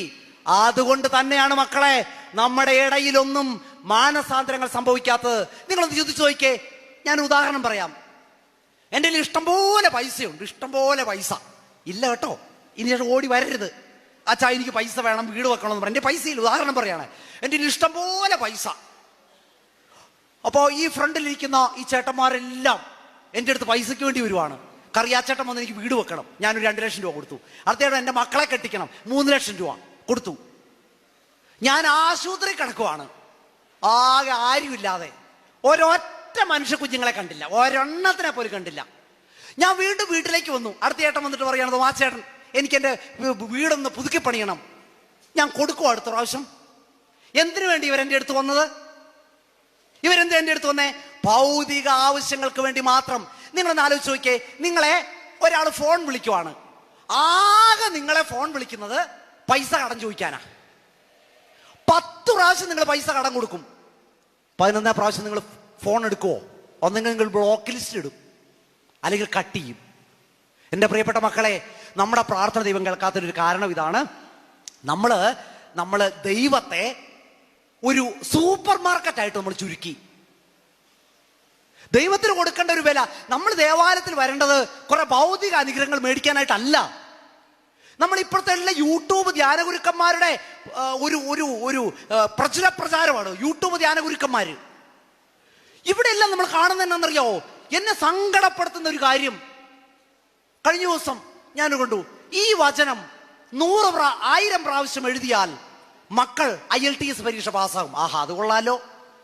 നിങ്ങൾ കൊണ്ട് നോക്കിയേ, എനിക്ക് അയൽവാസിയുടെ പണം പിടിച്ചു പറിക്കാം, അവനെ തെറി വിളിക്കാം, അവനെതിരെ പരദൂഷണം പറയാം, പലിശ പൈസയ്ക്ക് കൊടുക്കാം, 5ന്റെ ഉപകാരം ചെയ്യില്ല. രാത്രിയിൽ ഇരുന്നിട്ട് എഴുതുവാണ്, ദൈവസ്നേഹമാകുന്നു 1, ദൈവസ്നേഹമാകുന്നു 2. ഇല്ല മക്കളെ, അത് വെറുതെ എംബോസിഷനായി മാറുള്ളൂ. എംബോസിഷൻ. ഇവിടെയാണ് നമ്മൾ മാറ്റം വരുത്തേണ്ടത്. ജീവിതത്തിൽ നവീകരണം സംഭവിക്കാതെ നിങ്ങൾ എന്തൊക്കെ ആത്മീയ അഭ്യാസങ്ങൾ നടത്തിയാലും അത് വെറും അധികപ്പറ്റായി മാറുകയുള്ളൂ. ജീവിതത്തിൽ മാറ്റം വരണം. ഒരു ദിവസം എൻ്റെ അടുത്തൊരു, ഞാൻ അവസാനിപ്പിക്കുകയാണ്, എൻ്റെ അടുത്തൊരു ചേട്ടൻ വന്നു. എന്നെ ഭയങ്കരമായിട്ട് അമ്പരപ്പെടുത്തിയ ഒരു ചേട്ടൻ. 7 മക്കള്, കഷ്ടപ്പെടുവാണ് ഈ മക്കളെ പഠിപ്പിക്കാൻ. ഞാൻ വിചാരിച്ചു മിക്കവാറും വിദ്യാഭ്യാസ സഹായത്തിന് വേണ്ടിയാണ് വന്നതെന്ന്. ഞാനിങ്ങനെ പേടിച്ചിരിക്കുവാണ്, ഈ ചേട്ടൻ എന്താ ചോദിക്കുന്നതെന്ന്. 7 മക്കളും ഉണ്ട്. ചേട്ടൻ പറയണം, അച്ഛാ ഞാൻ കൗൺസിലിങ്ങിന് വേണ്ടി വന്നതല്ല, അച്ഛൻ എനിക്ക് വേണ്ടി പ്രാർത്ഥിക്കണം. 7 മക്കളെയും ഉണ്ണീശോയെ പോലെ വളർത്തിക്കൊണ്ട് വരാനുള്ള അനുഗ്രഹത്തിന് വേണ്ടി അച്ഛൻ പ്രാർത്ഥിക്കണം. ഞാൻ തോപ്പ് പള്ളി, ഞങ്ങൾക്കൊരു ഒരു ഒരു ഒരു ചേച്ചിയുണ്ട്, പുനലൂർ രൂപതയിൽ നിന്നാണ്, റോസമ്മ ചേച്ചി. നിങ്ങളിപ്പോഴും ഉണ്ട് ആ ചേച്ചി. മക്കളില്ല ഈ ചേച്ചിക്ക്, മക്കളില്ല. 2 കടവാണ്, 6-7 ലക്ഷം രൂപ കടം. ഈ ചേച്ചിയോട് ഏത് അച്ഛന്മാരെ ചെന്ന് കഴിഞ്ഞാൽ ഈ ചേച്ചി ആദ്യം പറയുന്നതിനാണെന്നറിയാവോ? നിങ്ങളാണെ പറയും, അച്ഛാ എനിക്ക് മക്കളില്ല അച്ഛാ, ഞാൻ എന്ത് തെറ്റ് ചെയ്തിട്ടാ അച്ഛാ, ഞാൻ സ്വോത്രകാഴ്ച കൊടുക്കുന്നുണ്ട്, അത് കൊടുക്കുന്നുണ്ട്, ഇത് കൊടുക്കുന്നുണ്ട്, പരാതികളുടെ പട്ടിക. റോസമ്മ ചേച്ചി എന്താ പറയുന്നറിയാവോ? റോസമ്മ ചേച്ചി പറയും, അച്ഛാ അച്ഛൻ്റെ കൈയും കൊണ്ടുവന്നേ അച്ഛാ, എൻ്റെ തലയിലോട്ട് വെച്ചേ, ഞാൻ പരിശുദ്ധാത്മാവിലാ നിറയാനായിട്ട് അച്ഛനൊന്ന് പ്രാർത്ഥിച്ചേ. എൻ്റെ മക്കളെ, ഇവിടെയാണ് കാഴ്ചപ്പാടിൽ മാറ്റം വരണം. എഴുന്നേറ്റ് വന്നേ. നമുക്കൊന്ന് ദൈവത്തെ ആരാധിക്കാനും ദൈവത്തെ ഉള്ളു തുറന്ന് സ്നേഹിക്കാനും വിശുദ്ധ കുർബാന അർത്ഥത്തിലും ആഴത്തിലും മനസ്സിലാക്കുന്ന കൃപയ്ക്ക് വേണ്ടി യാചിച്ചുകൊണ്ട് കരങ്ങൾ സ്വർഗത്തിലേക്ക് ഉയർത്തിക്കേ. കണ്ണടച്ചേ, ഉച്ചത്തിലൊന്ന് സ്തുതിച്ചേ. Hallelujah, hallelujah, hallelujah. ഈശോയെ നന്ദി, ഈശോയെ സ്തുതി, ഈശോയെ ആരാധന. Hallelujah, hallelujah, hallelujah, hallelujah. സ്തുതിക്കുന്നു, സ്തുതിക്കുന്നു, സ്തുതിക്കുന്നു, സ്തുതിക്കുന്നു, സ്തുതിക്കുന്നു, സ്തുതിക്കുന്നു. Hallelujah, hallelujah, hallelujah, hallelujah, hallelujah, hallelujah. ഈശോയെ, ഈശോയെ, ഈശോയെ, ഈശോയെ, ഈശോയെ നിന്നെ സ്നേഹിക്കുവാൻ ഭൗതിക അനുഗ്രഹങ്ങളെക്കാൾ ഉപരിയായി ഈശോയെ ആത്മീയതയിൽ വളരാൻ പ്രാർത്ഥിക്കാനുള്ള അനുഗ്രഹം, പിന്നെ ആഴത്തിൽ സ്നേഹിക്കാൻ ഈശോയെ അനുഗ്രഹിക്കണേ. Hallelujah, hallelujah, hallelujah, hallelujah, hallelujah, hallelujah. ഈശോയെ നന്ദി, ഈശോയെ സ്തുതി, ഈശോയെ ആരാധന. പരിശുദ്ധ പരമദിവ്യകാരുണ്യത്തിന് നേരവും ആരാധനയും സ്തുതിയും പുകഴ്ചയുണ്ടായിരിക്കട്ടെ.